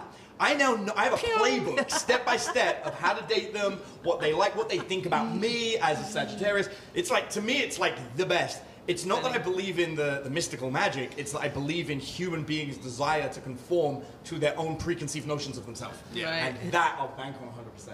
Like, I do that too. For sure. Virgo rising, Sagittarius moon. I Google that and too bring up. complicated. No, I'm not even kidding. You Google that and it will come up, and they'll be like, with somebody who's Aries but with a Virgo rising, this, and I'm like, oh, that's great. This is good stuff. And I'll get a playbook, save it in my phone as a PDF. Not kidding. And I will know exactly what to do. And they'll be like, during Mercury retrograde, they think this, and I'll message them and be like, hey, it's Mercury retrograde. You thought about this? They go, yeah. I'm like, we read the same book. Yeah, that's perfect. I just have them describe it because I don't know any of it, and I'm just like, well, like if she says, "Oh, I'm such a Pisces" or whatever, I'm like, "Oh, like, do you identify exactly with it? What does that mean?" And they tell me about it, and they tell me exactly how to date them. Basically, I love that same thing. Yeah. I am a fish. And I flap around. Pisces, right? The Pisces Do you fish? identify as your horoscope? I got asked the first time the other day if what gender I identified with. What did you say? I'm not. Well, Pisces. I didn't know what to say. It's the first time ever. But Did you say like she, her? yeah. I didn't know what else to say. I thought I looked like a she. Yeah, it's like, is that an insult? If someone's like, Maybe they're so trying what to be gender like, are you? Like, is that now an insult? And which way? They're trying to be would I overly go? respectful, I No, think. you know what? It's kind of funny because I saw this reel on Instagram basically, right? And girls confirmed like, oh, so now they just assume my number, but since I'm offended if they don't guess my name, but my gender at the same time, so it's like a very confusing situation basically. You know what I mean? Like, Yeah. Well, I was doing an acro class. It was weird because they like had to catch me and stuff, and they didn't know my. I don't know. I mean, I can see Were they them totally deciding if they doing were going that to drop in your an catch you class. based on your gender? If you like How say, they were you know, gonna catch he, you? him on the way down, like, you know what? I'm done. No, Bam. they're just No, super it's not progressive like- in those circles. if it's he, him, okay, I can catch your boobies then. Since, you know, I can catch you by the boobies then. I feel it's good. Interesting. I mean, That's yeah. the first time I've just never been asked that before. Yeah, that's crazy. Is that an insult? That's a good question. Let us know in the comments. Is it an insult I if somebody would asks get your offended, gender? yes. Yeah, somebody's like, I personally. and what gender are you? I'm like, wow, what IQ are you? What's the grade score again? What's your credit So score? I guys try really hard to like What's your credit score again? You succeed. I definitely assume. I did assume your gender. I'm sorry. Yeah, sorry, it's your gender, but Let's go on to the next question. What should men do when they feel their partner is becoming distant? What should a man do? So the question is, what should a man do when he feels his partner is becoming distant? Let's get Lloyd's opinion first Yeah, no, as I'm a not a man. dating coach. Yeah. So if your partner's getting distant, you know, there could be a few reasons for it. So you might want to communicate that to them and like talk to them about it. Just be an adult. Like, we're all adults here. Like, literally just ask. Could be that simple. If she's unwilling to talk about it, then that's a sign that like something's really wrong. And so, you know, typically I find that if it's a little bit tough to talk to my girlfriend, or if my clients are having issues and problems. I actually just had this recently with a guy who I got him into his relationship. They'd broken up completely. She had blocked him on everything, and then so we had gotten him unblocked. Then they started talking again, and now they're actually living together. So she started getting really distant. Good job. And so I'm like, she started getting really distant from him, and he calls me up and he's like, "Lloyd, I need your help." I'm like, "What's going on, man?" So he starts to tell me all of these things. block her first this time. He actually found like an entry in her diary, and it said exit strategy. Wow. So I don't have a diary. And he's like, should I bring this up to her? And I'm like, well, let's hold off on that. Let's find out how things are going, and let's get more information.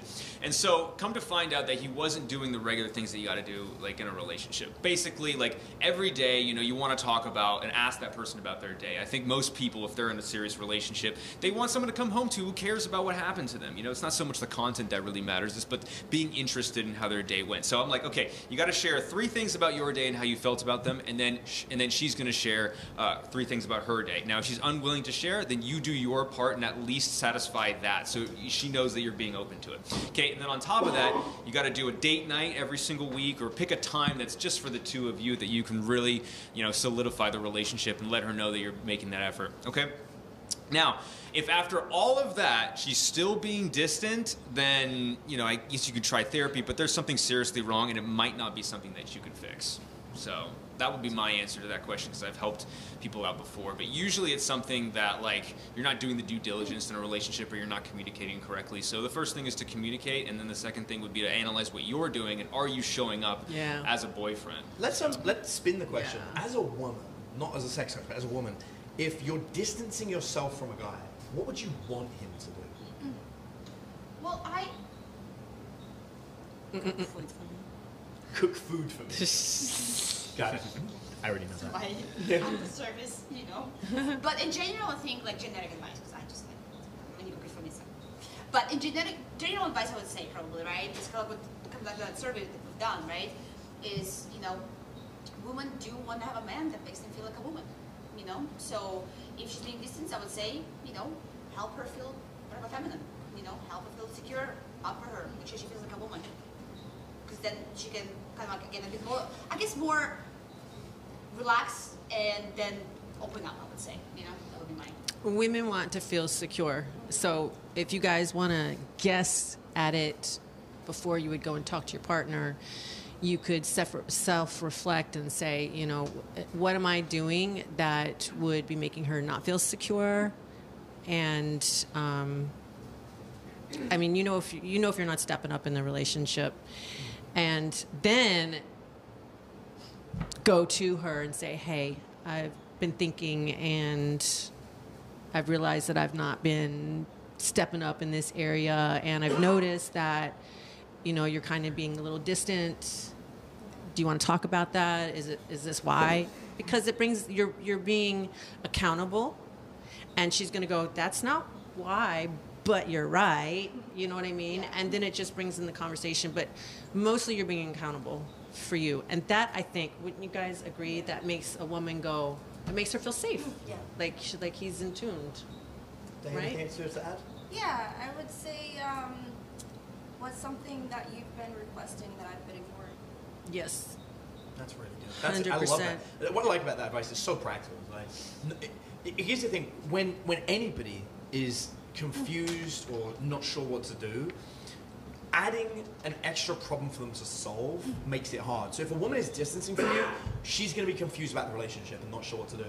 Giving her another problem of what can I be doing is difficult. Yeah. Giving her the problem of what am I failing to do specifically that you wish I would do is a much easier question to ask, because it could be something as simple as the dishes or something like that. That whatever it is that you now do, she's like, oh my God, this guy cares. He put a step forwards, and it will often help them make a step forward. This isn't a new person, it's a relationship. So, you know, they'll often come halfway and meet at that point. So, yeah, I like that. That's really good. Yeah. Next question. Oh, and to be clear with the story, they're doing great. I know I didn't conclude that, but like they're doing great. That's good. If you could plan a date with no budget limit, what would you do? So the question is, if you could plan a date with no budget limit, what would you do? I know exactly what you do. That's a good question. I don't know. I think the most extravagant date, where it's the guy paying for everything. He has unlimited budget, and he's like, they No probably. one's paying. No one's paying. It's not a thing. Oh, okay. It's not a thing. Interesting. Yeah, doing experiences will be fun, I think. Let's assume you've only got one night, because I think that's a component. Because if you've got like unlimited one time, night. it's like that's I was going to travel the world. Yeah, right. You got one night. Like, what are you going to do one night that's just like amazing? I'm curious to hear your answer first.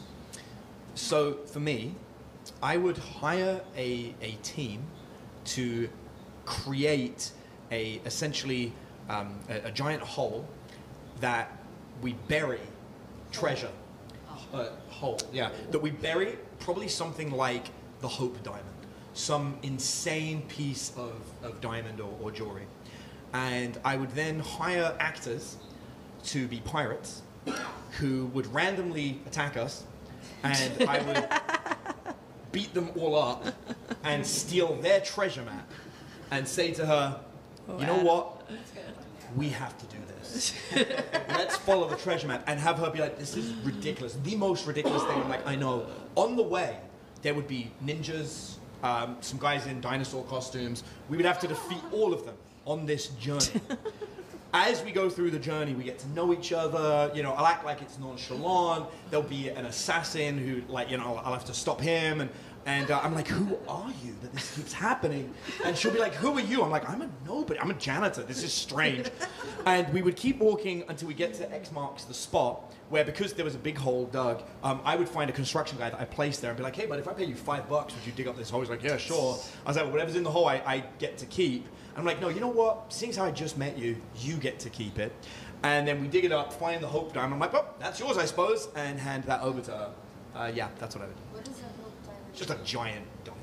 All in one night? It's just yeah. All in one night? All in one night. That would be the entire day. And fun Be fact, exhausted. I have done a cheap version of that date that costs less than $50. Oh, that sounds good. Next request for sugar baby. Yeah. The sugar daddy. No, I'm so glad I What is put that that to you again? before I answered. Right. Yeah, we did a thing where we rated like what are the best dates, and that scores very high. Like the treasure map scores very high for women on like the Yeah, best working date. together on like a common goal, that's just like super incredible. Yeah. You know what? I was gonna say something else, but no one said it. Go for it. Since we're going very extraordinary. Should we- My first idea, when you said it, and then before you said it, was to eat at that Izawa restaurant and then go to like Oscars, you know. But then, now we can do better. Go to space. Go to space. Go to space. Yes, that would be my ideal thing. 'Cause I always go to space. Yeah. Go to space and watch sunrise from space. That's good. That's a good Oh, one. that would be nice. Yes. That's what I'd like to do. Yeah. I had this great idea, and she wanted hers. Yeah, failed. That's great. How about you, Dave? Any unlimited budget? Oh, it's so boring compared to what you guys said. I would want to have like a really romantic, like, setup on the beach, Yeah. but not stay there because I feel like sex on the beach would not be as fun as. Sandy It's vagina. not. Yeah. It's no good.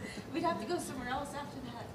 I do want to point out, guys, and this is great, with an unlimited budget, most of the women would be happy with a beautiful view. Totally. No, space. Space. No, most women.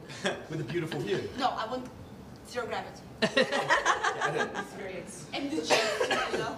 most women, except my wife, would be very happy with a simple Yeah. romantic view. And I can take all of the videos and confirm if the Earth is not flat. Yes, to confirm Earth is not flat. I love that. But you know what's funny? No, I want to point this out because like what you just described, reenacting that, you can create an adventure with no budget, no budget. Absolutely. Like Yeah, literally, we've you done just that, have right? you just have cool things in like a journal or like a note sheet. Like we have these tasks to do, and like you do them together. That would be an awesome date. No budget, doesn't require anything. So the free version that we actually did, just so you guys know, is you build the treasure map around a local park and actually bury a hamper that has food and like a wine bottle and some glasses, and then you go, hey, this morning, this craziest thing, I found this treasure map and it looks like it maps to the local park. And you walk around the park and you go, there's a tree, there's the duck pond, and it's like, watch out for sharks, and it's all written on the map. And the woman's like, what? And That they sounds must be so much sharks, but fun. they must be like really deep, And it's a joke, but you're just walking around and you're having her try and solve it. Like, where's the mountain? Oh, the climbing frame! And so like they're like working it all out. And then by the end of it, you get to this thing, and there's a shovel that you've buried and you've hidden, and you're like, hey, let's use the shovel and dig. And you dig up the... Is there alcohol involved? Absolutely. That sounds like so But much it works fun. really well. That's like being one of the killer dates we used to use that works every time. Yeah. Like the woman's like, this is the guy for me. But at the end of that date, she's like, this guy. But that's interesting what you said about having a scenery, because that's what I instantly went to is sunset, but on a yacht. But because of the sunset. Yeah, it's perfect. That's really cool. So there you go. It doesn't have to be as crazy as you think.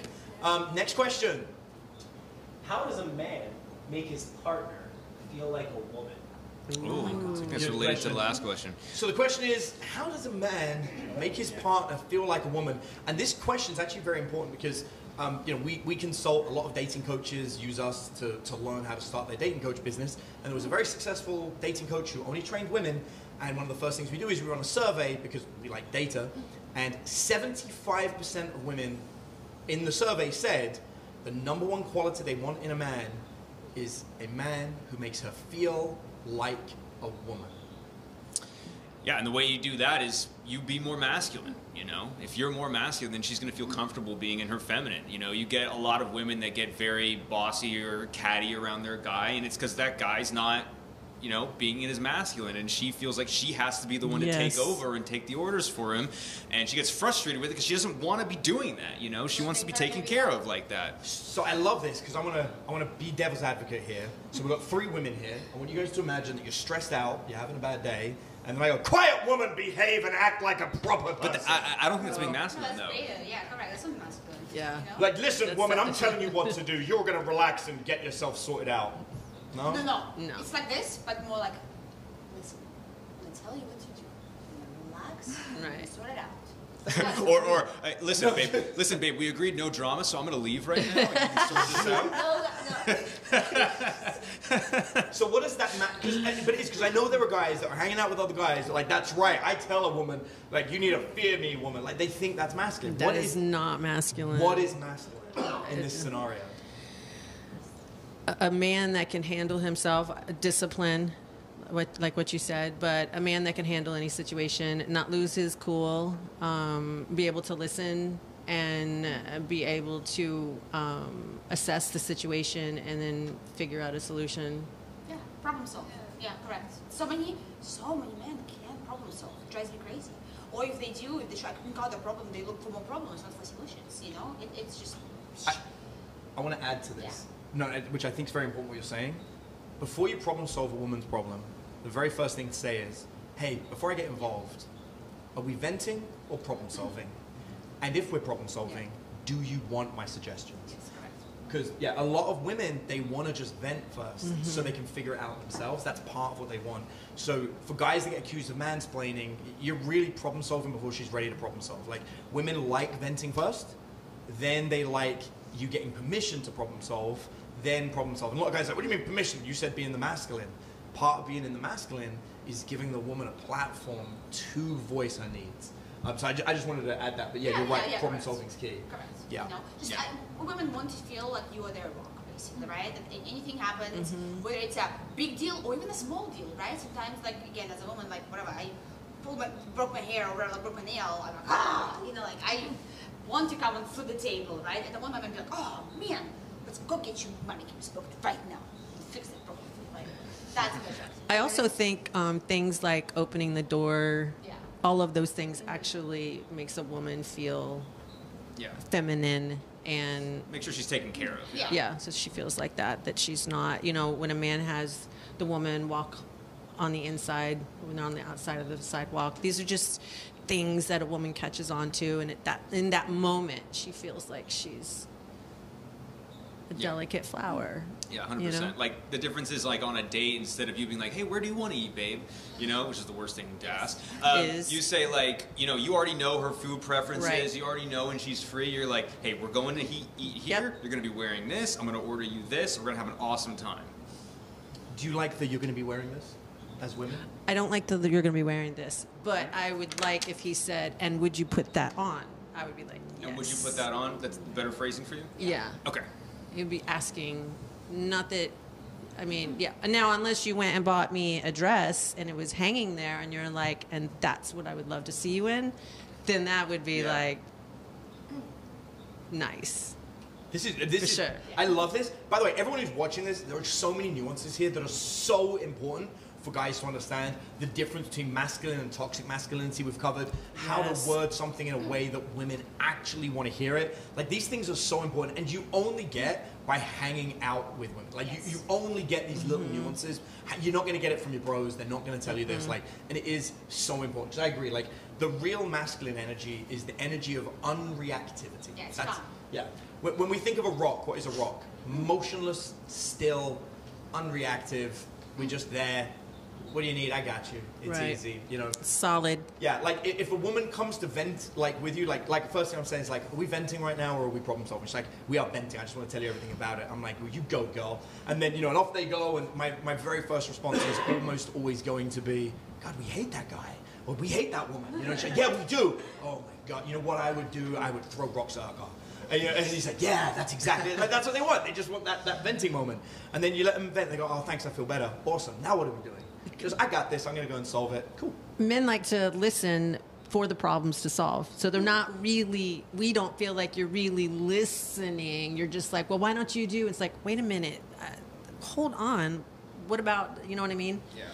Well, the feminine needs to be seen and heard first. Yes. And after that, then you can do that stuff. Yeah. I feel like the feminine wants to be supported because she can get pregnant if she chooses to be with a partner. And knowing that creates a lot of anxiety. That's true. And so if he's not capable of taking care of her, if that were to happen, it just creates a lot of problems. My food thing, by the way, like, this is one of my favorite tricks. I don't think we ever have a problem of like deciding where to eat. And you're really good at just finding places. Thank you, I appreciate you. So, but there is an art to doing it. Like, and you guys just heard my wife say I'm really good at suggesting and finding Are you places. gonna spill the beans finally and teach how you do that? Yeah, I've been asking for a while. He's really good at finding really good food places, really good ones, and really cool like hotels and things to do and things to go. And I'm like, how are you doing that? Teach me your ways. That's And he's like, awesome. yeah. I love I got a that, system. Adam. It's It's great. complicated apparently, but It's very That's complicated. Do you really want to hear it? It's going to ruin the magic. Google. no. The magic is this. 3 hours before we eat, I start talking about the kind of food I think you're going to want to eat. And I will be like, oh, do you remember the last time we were here and we had that sushi? And I'll just casually say it. And then I know it's in her head. And I see a reaction. If she's like, I didn't really like that place. I'm like, it's not sushi then. Right? Like, so, and I will do this like 3 hours before it's time to eat because I get hungry like before you do. And so I'll fish out all the foods that you're reacting to. So if I'm like, when was the last time we had a cheeseburger? And you're like, oh, love cheeseburgers. Like, right? So now I know what food to look for. And then while we're hanging out and you think I'm on my phone texting clients or whatever you think I'm doing, I am Googling best cheeseburger in the name of the town. Switching the algorithm. Yeah, and so now I've got a breakdown of all the top cheeseburger restaurants. Then I'm going to go and look at the reviews. And the only thing I look at, the only thing I care about is the 5-star reviews and the 1-star reviews. I want the 5-star reviews to be like the best food I've ever eaten. I don't care about the service, I don't care about just food. I want the 1-star reviews to be, this place is expensive, or they were so busy I got ignored. And that can end up with a 3-star review. But I will take her to a 3-star rating where every 5-star is the best food ever, and every 1-star is the service sucks. So that's what I'm looking for. Trust me, the system is the shit. Thank you. And then I will say, you know what? I'm fancying a cheeseburger tonight. What do you think? And she'll be like, me too. And I'm like, knew it. And so then I'm like, I found this cute little place. It's not too far from here. Why don't we go and eat there? And then she'll often say, I don't know. And I'm like, trust me on this. By the way, the Aladdin phrase, trust me, or, you know, do you trust me is killer. Someone's like, do you trust me? And she'll be like, yeah. I'm like, great. This is where we're going to go. And so when we go there, I am already prepped. If I know there's going to be a long wait, I've usually got a reservation I've made already. If there is going to be a long wait, I'll warn her there's going to be a long wait, and I'll already know what starter to order to keep us going, or I'll be like, let's get a little something on the way. And then when we're there, I know exactly what to order, and I'm like, you know what, I'm feeling this, but I'm not feeling this. I've Googled it, and it's like, that's the best thing to get. I let her order whatever she wants. I order extra, because I know she's going to want mine, because I just ordered the best thing on the menu, knowing that she's going to want to steal my food, because she thinks that me sharing my food matters and is important to her. That's my system. But that makes a woman right easy. Anyone can do that. Come on, But guys. that is what it makes a woman feel Yes. like a woman. Because A he man knows that can my cheat just codes. plan something, execute it. This is what we're gonna do. First, like, hey, Exactly babe, what you wanna said. eat? What do you want to do? Right. Where do you want to go? Okay. Take it to the same place. La la la. To put that in perspective, that's every meal when we travel. At home, I Nice. cook. And so we do have a chef, like we're blessed to have a chef that covers 2 of our meals, but dinner, I don't have the chef cook. The reason I don't have the chef cook dinner is because I cook dinner, yeah, and so I will, Nice. I will basically just go through all her favorite meals. But if we eat out and there's a meal that she's like, this is the best meal ever, I will pull the waiter to one side or the chef, tip them, and ask them how they made Oh, whatever nice. the Well, dish you know, is. some girls send their, whatever, maybe, I don't know, sugar baby people will know better, but like some girls send guys be like, hey, I like the shoes. Make me this. I'll send him pictures of the food, like, hey, make me this. Hey, so there's an internet screenshot for you. Figure out how to cook that. Please, Man, that's you know? nice. And actually, this is another one, because obviously Eve is not a large woman, but I do feed her incredibly well. And this is the other art, man. Trust me on this. When guys make food, they make man portions. Actually, when I cook her food, I specifically make portions that I know she's gonna like, but I always make excess. So she can Doubles usually, bro. Well, you eat doubles because I make smaller dishes so she can portion out what she wants. So the idea is I'm never saying you're just going to eat this. I'm like, and the way you do that, by the way, is you make it pretty. So I design the food on the presentation, plate. everything. Yeah. So right. Because if you give a woman a small amount of food, she's like, what are you saying? Right. But if you give a woman a beautiful picture of food, the Right. scenery, yeah, it's art, and there's not a lot. And then I'm always like, by the way, there's a ton more in the stove if Totally. you want extra. So she portion controls what she wants. And sometimes she'll just eat a few little pieces that are like really nice and beautiful. And she's like, that tasted great. I don't want to eat any more. She's never done that, but she could. And then she just goes and then keeps eating. So you go, they know my system. You go, share it. Easy. Nice. Anyone can do it. That's great. Next question. That was cool. Oh, thanks. We're going to stay on that theme. What are some meals every man should know how to cook? So the question is, what are some meals? I know. So the question is, what are some meals that every man should know how to cook? I'm so hungry. So I've got a system for this. So I think almost every woman, almost not all, will like sushi. Even vegans that I've dated will like avocado rolls, cucumber rolls. So I think as a guy, you should learn how to make good sushi. It's very easy. There's a learning curve, but it doesn't take long. And sushi's quick and easy. You make the rice, you make it in advance, you slice up fish or avocado, put it on top, job done. And sushi is like the go-to for most women, so I would definitely get good at making sushi. The next dish that I think every guy should learn how to make is actually some kind of shrimp or lobster that you grill and you soak in butter. In most restaurants, that's going to be one of the highest expensive meals. Same with like Alaskan king crab legs. You can buy them for like $40, and they're pre-cooked most of the time. You're just reheating it, but making a good butter sauce that you soak it in. It's the butter that makes it taste good. Remembering that if you do that, you want to pair that with some kind of vegetable like asparagus or rice, and don't just make regular rice. Put flavor in it, like do coconut rice or do a buttered rice, or even something that's really good is a tomato puree rice. Yeah. I can say profanity, right? We can get it out. I mean, it's going to be really annoying for the editor, but... If you wanna learn how to cook duck. Yeah, a grilled duck duck tastes amazing, you know, but it takes time to learn how to cook a good duck. People But get I it learned wrong. how to cook a good duck. Really get fun. I mean, I just love that she likes that they rhyme. But yeah, but I would say like, so a good shellfish dish and some good pairings where the rice is also good, and then, you know, asparagus, something like that to go with it. Again, it's really easy. Go to your fanciest restaurant in town, like your Three Forks or your, you know, whatever the fancy steakhouse is, and just ask what is the most expensive thing on the menu and what are the most common sides that people get. Learn to cook that, because you now know sushi and the #1 food at a top restaurant.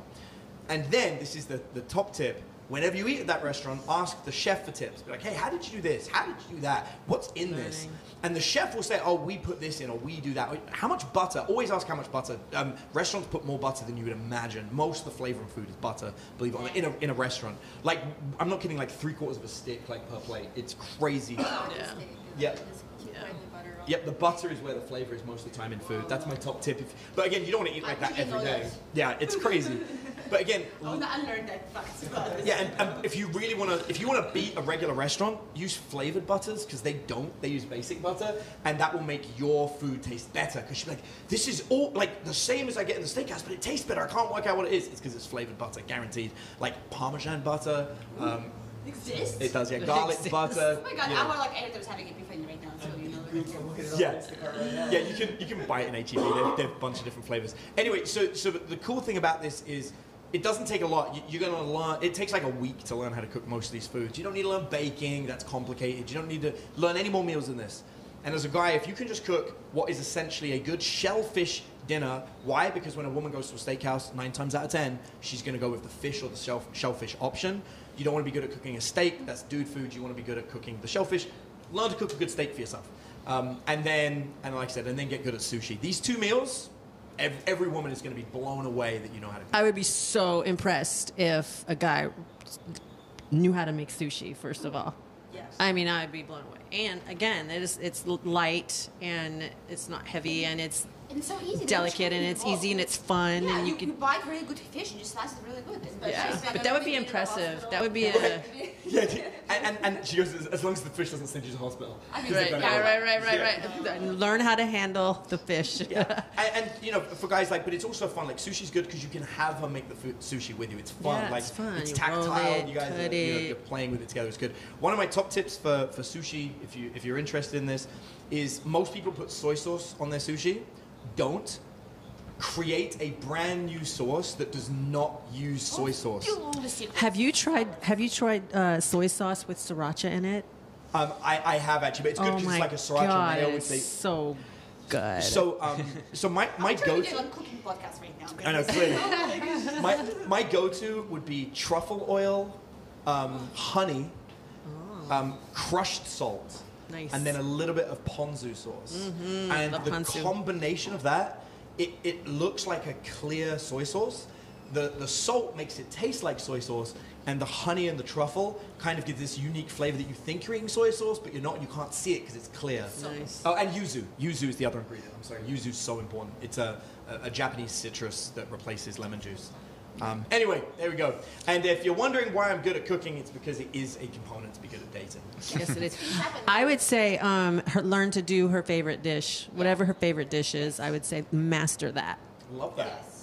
All right, let's move on. So let's do one final question. If we have, do we have a final question? Maybe we got 1 minute. Let's do one final question. Sure. Hold on, I got one more for you. Also, tacos. Tacos are a big link. Tacos are always fun. Tacos If you are could always date fun. any fictional character, who would it be and why? So the question is, if you could date any fictional character, who would you date and why? Oh, fictional character. Yeah, Okay. MJ. I don't know. Let me think about it. The Witcher. Jessica Rabbit. Shh. The Witcher. Jessica Rabbit. Jessica Witcher? Rabbit. Yes. Nice. Jessica Rabbit, 100%. I was thinking Jessica Rabbit. You don't think she's toxic? Jessica Rabbit. All right. Jessica Rabbit, 100%. Jessica Rabbit has my heart. I love Jessica Rabbit. I think she's amazing. Actually, I'm going to go, she is not toxic. Not even a little bit. And She wants Bunny.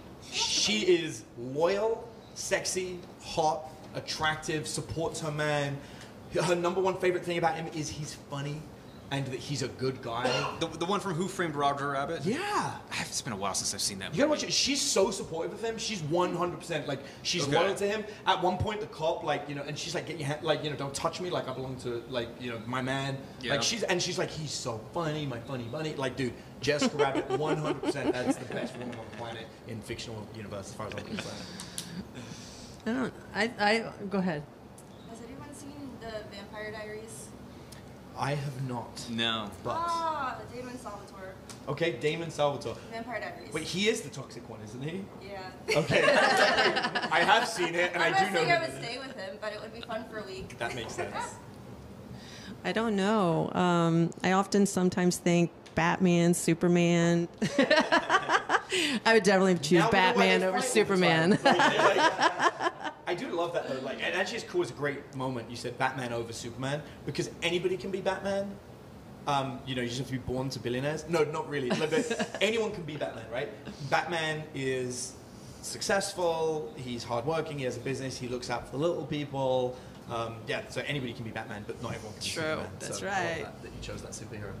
I'm gonna go with the superhero one. I think probably Gwen Stacy from Spider-Man. I don't know if I really want to date her or I just really don't like Mary Jane Watson because she's the toxic one. She's horrible. She's always causing Spider-Man problems. But yeah, probably Gwen Stacy. I remember reading her in the comics. She was a really great girlfriend. Yeah, I mean Gwen Stacy is definitely the better of the two. Oh yeah, absolutely. That's why they Pete's killed her Parker. because she wasn't interesting enough. I mean, You know what's very interesting is that you guys are picking out redheads, and typically in movies, the love interest is always a redhead. Have you noticed that? Really? Yeah, in all of the movies, all the romance movies. Yeah? it's a red. So it's very interesting that you guys. Jessica Rabbit, Mary Jane Watson. Wow. Well, I think Gwen Stacy. I didn't pick Gwen Spider-Man? Stacy. Gwen Stacy's blonde, yeah. Yeah, interesting. Should I What go about- red next? Come on, you can change your hair for the sake of finding someone. I'm not ever gonna go red again. yeah, again, I love the It's so again. hard. Yeah, no, red's good, but I Did it mean, once. yeah, I mean, any color's good. It's the person Blonde. inside. person. I not once said the thing I like about Jessica Rabbit is the color of her hair. Or I'm sure it was not the red one. the red dress. Well, let's be real. I mean, if it's Jessica Rabbit, I'm sure loyalty isn't at the top of the list. There are other things that are appealing about Jessica Rabbit. loyalty. And toxic. You guys picked out toxic. Her big personality. That's what I'm really into Jessica Rabbit. Big Actually, personality. I'll be honest. It's the sultry way she speaks that gets me. Oh yeah, you like that? Yeah, it's that like slow, sultry. Very feminine. Yeah. I will cream my pants every day. All right, so let's we've finished up here. So why don't we just get an outro? If anybody wants to learn about you more, where can they find you, MJ? All social media, MJ Mangus, or you could get on Instagram, The Sexy Life Coach, and one account will lead you to the next. Amazing. Day, if people want to meet you, can they? Yeah, Instagram, Unsurpassed Light Day. Unsurpassed Light Day. There you go. Lloyd. You can find me on Instagram, a.single.guy, or on YouTube, The Single Guy. One word. I am not the single guy. I'm very sure. Okay. Eve. I'm on Instagram at the eFlight. Excellent. And if you like this dating advice and you want to get more from me, I've got something really cool for you. We actually have the 52 signs of attraction. It's 52 signs that a woman is interested in you. The average guy knows maybe 3. That means there are 49 other ways a woman might be trying to get your attention that you are missing. You are failing to spot because you've got no idea what you're looking at. Women don't approach you. Women don't try and hit on you. They pick one of the random 52 signs of attraction. And if you only know 1 or 2 of them, that is 50 opportunities missed. Do not miss out. Just go to askthedatingcoach.com/gift. And you can download the PDF, the 52 signs of attraction, and never again miss one of those signs. I know them, and all 52. You can too with our 52 signs of attraction PDF. That is it from us today on Ask the Dating Coach. I want to thank you all so much for watching the show and supporting us, and we will see you next time on Ask the Dating Coach. Woo!